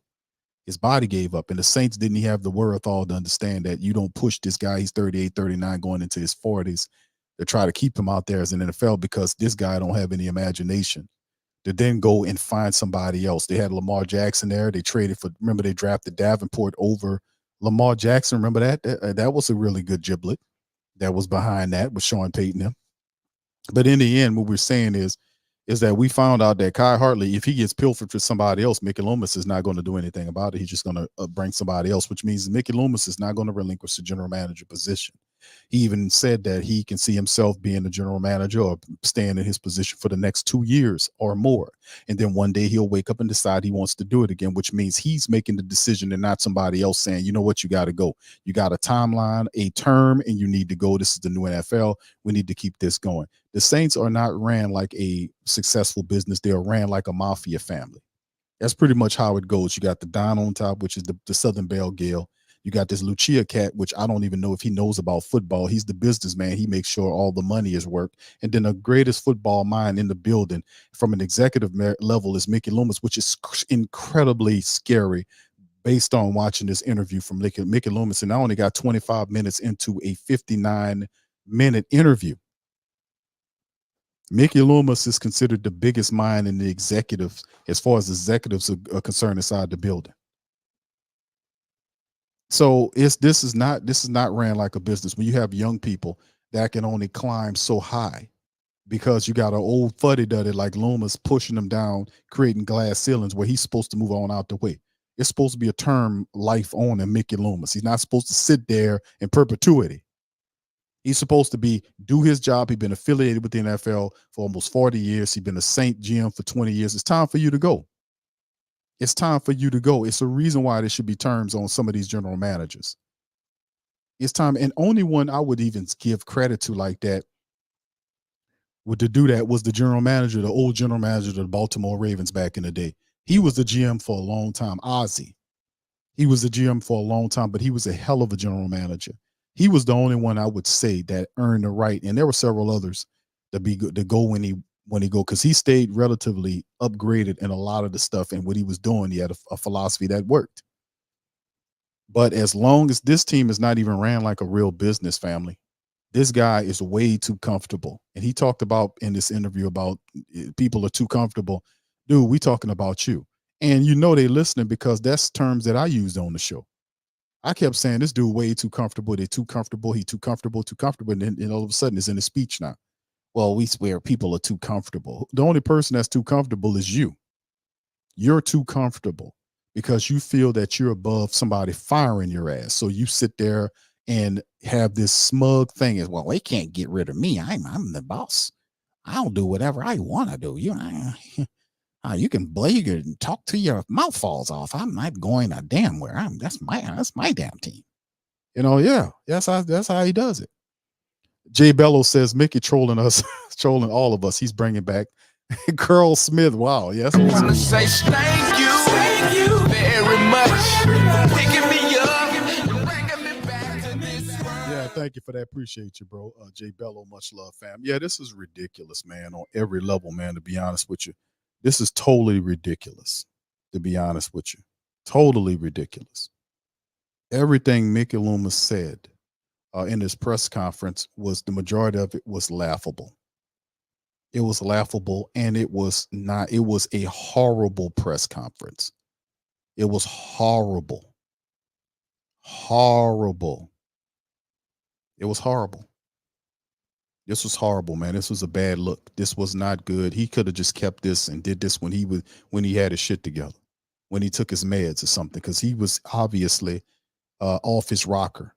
He was off of his rocker. He was non-professional. He was very dismissive of questions, and people wanted, with the end of the season press conferences, people want to have answers to why the team failed. He was dismissive over critical issues. He did not answer properly on a lot of topics, especially when it gave no real searing critique of why the team failed. He made mention of the fact that he needed to do better, which is common speech for losing ass people at the end of the season. They all say the same thing. Go listen to all of the losing ass coaches in the NFL end of the season press conferences. They all say the same thing. It's a script. They don't mean it. When Dennis Allen came out, did you believe when he said that he was disappointed? That he was pissed how the season ended, even though he was the one that created the whole scenario because he didn't make any changes? Even though Mickey Loomis doesn't do anything during the season, doesn't do any evaluations, they're going to sit up here and talk about they're disappointed when he didn't do anything. He didn't promote Dennis to do anything with the team, even though he hired this guy, didn't oversee him properly, allowed him to do whatever he wanted to do. And then when the season was over, he stand on his ass and use injuries and weak ass commentary about why the team failed. It's not just on the head coach, it's on me too and all of us. Nah, bro. This is laughable. So in the end, since it's a big joke to you, watch how your pocketbook look in the end. Watch how we gonna take you down a peg or two. You're not a dynasty. You're not as big as you think you are. You're nothing without the support base. And once they get the majority of the support base, it's on code now. They're gonna still have a couple of scragglers, so less than the 10% of the people that don't listen. We don't need them. They're already lost. But for those who understand the enormity of what this is, and as this is an exercise in power between Mickey Loomis, who believes he's untouchable, and the supporters who are supporting the team, that's the reason why they're giving them the money. We need to withdraw this stuff. We've created a monster. The success, if they did not handle the success well, family, they did not. They handled it very irresponsibly. They've created an arrogant cuss, an old fuddy-duddy on top of the team that refused to allow young executives to get an opportunity to be general managers, just like somebody afforded his weird ass a chance to become a GM. Now, he doesn't want to relinquish the seat. There is nobody above him to say, you know what, nah, Mickey, it's about time, brother. We can't let you be the GM forever. That's not a part of the job. You can't be the GM forever.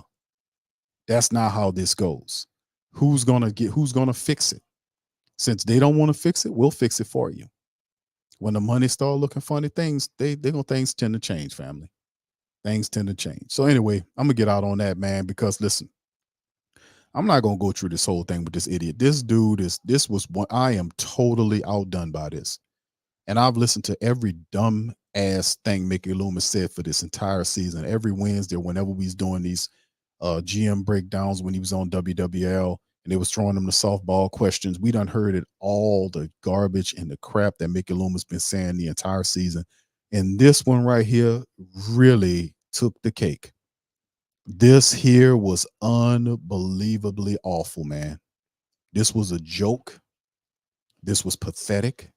They have no answers. They're not serious about winning. And they do not realize why they lost in a season. Not one time did they get close to the truth of why the Saints failed during this season. And as such, they don't have the answer. They don't know how to fix it. So what they're going to do what they've been doing, trying to throw players at it, when it is not a player issue. It is a leadership issue. It is an accountability issue. It is an attention to detail issue. That's what this is. And there's many other in these intangibles that none of these guys, Loomis or Dennis Allen, possess. And why he likes them so much, because they cut from the same cloth. They cut from the same cloth.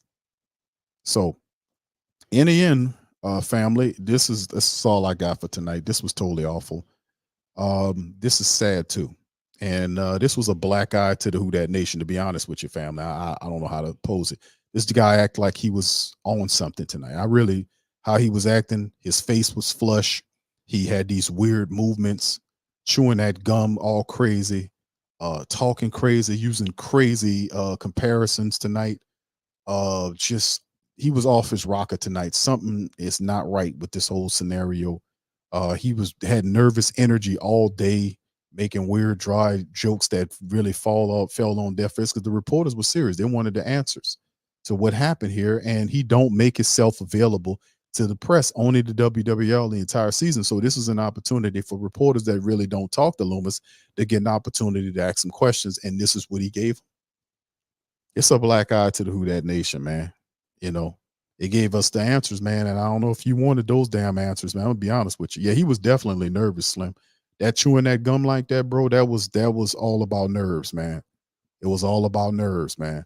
Irvin says, I see Saints reporters on Twitter saying that Mickey Loomis said during the press conference, I ain't surprised Mickey Loomis is high on dope. Something wrong with him, bro. His face, and I could see somebody not right, and his eyes were glossy. His face was flushed. He was smiling when you usually don't need to smile. He was making weird gestures and moves to, all this weird stuff. And if you watch Mickey Loomis enough as we do, and to the point where I'm emulating Mickey Loomis, I emulate Mickey Loomis because I figured them out. And to see him acting like that, I was like, oh no, something terribly wrong here. What's wrong with this dude? What is going on with this guy? Something is terribly wrong with Mickey, man. It's terrible. But anyway, with that being said, fam, I'm going to get out on that. Shout out to the Pelicans. They did do something right. They beat the brakes off the Hornets 132-112. We got to cross over to the Pelican post-game report. But listen, fam, I'm sorry about the internet issues tonight, man. I don't know what was going on with that. My internet tonight. Sometimes I have those issues. I don't know what the hell happened to it. It just stunk tonight for whatever reason. So, but anyway, I just appreciate you guys for chiming in on this broadcast, man. Listen, shout out to the family members of the chat. All right, what's up, Jay Black? How you doing, sir? Shout out to you. Appreciate all the family members, man. Damon says, need to hear that theme song. Yes, playing with Edge. Yeah, shout out to my people, Lexa, as well. All right, Adam says, Mickey Loomis' press conference was a joke. All that he said was exactly, Adam. It was all BS, bro. It was all stank. It was funky. I tell you, man, I'm just gonna leave it as this, right, fam. I was incredibly disappointed in Mickey Loomis today because people waited to get answers and he gave them filth, lies, and bullshit tonight. I mean, it was awful, man. It was and then people seen the press conference and they know now. Now you know who the problem is. And we talk about Dennis Allen being a head coach, but he's a symptom of the problem. The problem is Mickey Loomis because Mickey Loomis hired him. And not only did he hire him, but he won't fire him and he's protecting him. He's talking about he's great and all this kind of stuff. He's denying all of the stuff that he's doing wrong. He don't look at nothing that Dennis Allen that he did was wrong, which means he has a judge. He got a flawed management style where he don't see. He refuses to see that his dumb ass could actually hire somebody that was wrong for the job. See, the question is it possible that the guy is not the right guy for the job? He don't even approach it like that. Oh, no, he's the right guy. I got the right guy. I got the right guy. Now, you're going to see. We're going to see. And listen, I want the guy to succeed because I want my team to win. But at the end of the day, man, this is not how we going to do it, man. This is not the right way to do it. Brent says Mickey just got a sticky icky booster. All right, shout out to you. Thank you, Lynn. Appreciate the super chat as well. Appreciate you. Much love to you, and thank both of you guys. This one's for you. I want to say thank you very much for picking me up and bringing me back to this world. All right, so anyway, fam, with that being said, man, thank you all so kindly, man, for the super chats and the cash apps. Much love to you guys. Listen, man, I'm gonna get out on that, man. I'm done. I'm sorry. I'm done on that, family. This was awful. This was sad tonight, and I am very saddened by what I seen from Loomis today and witnessed with the Saints organization, because it showed me that you guys figured out who the problem is. You really did get. If you didn't know what the problem is with the Saints, you guys figured it out tonight. What the problem is with the Saints, all of you could pick. It was so much craziness that man said and the way he acted. To compare this man set up here and compare Dennis Allen to Bill Belichick and Tom Landry. We talking about greats. He was so crazy and out of it tonight that he didn't even compare Dennis Allen to his peer group. Don't compare.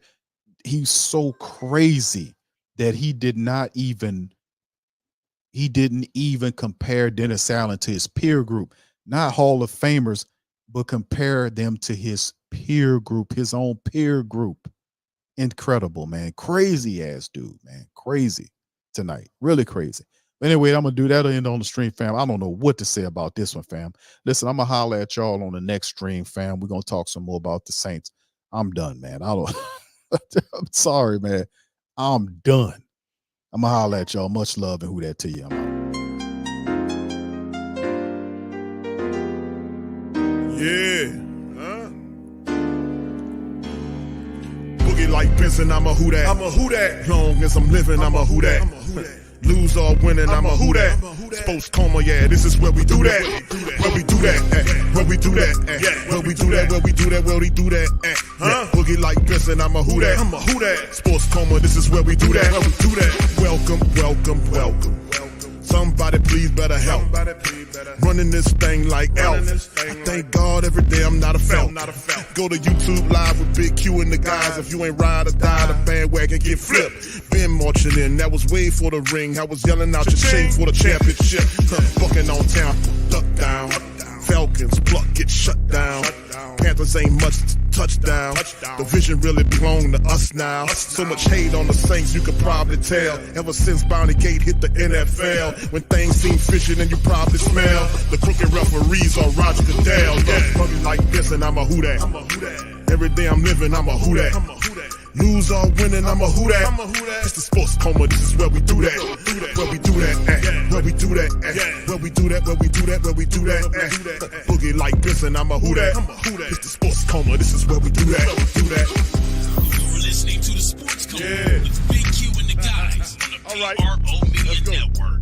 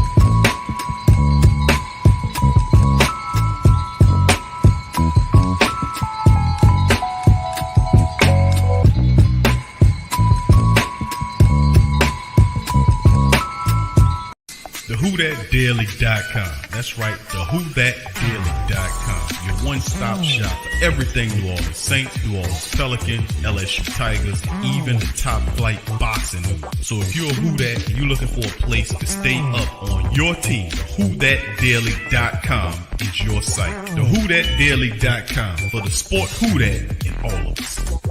That's right, the Pro Shop is the platform store where you can go and buy all the latest merch to support the platform. Available at the Pro Shops, we have dozens of hundreds of products available for you and your family. Unisex tees for men and women, hoodies and sweatshirts, tank tops, kids and baby items, long sleeve tees, mugs, pillows, wall art, bath bedding, face masks, phone cases, stickers, bags, fanny packs, socks, hats, and many other items. Please feel free to check out the Pro Shops. The link is in the description section below.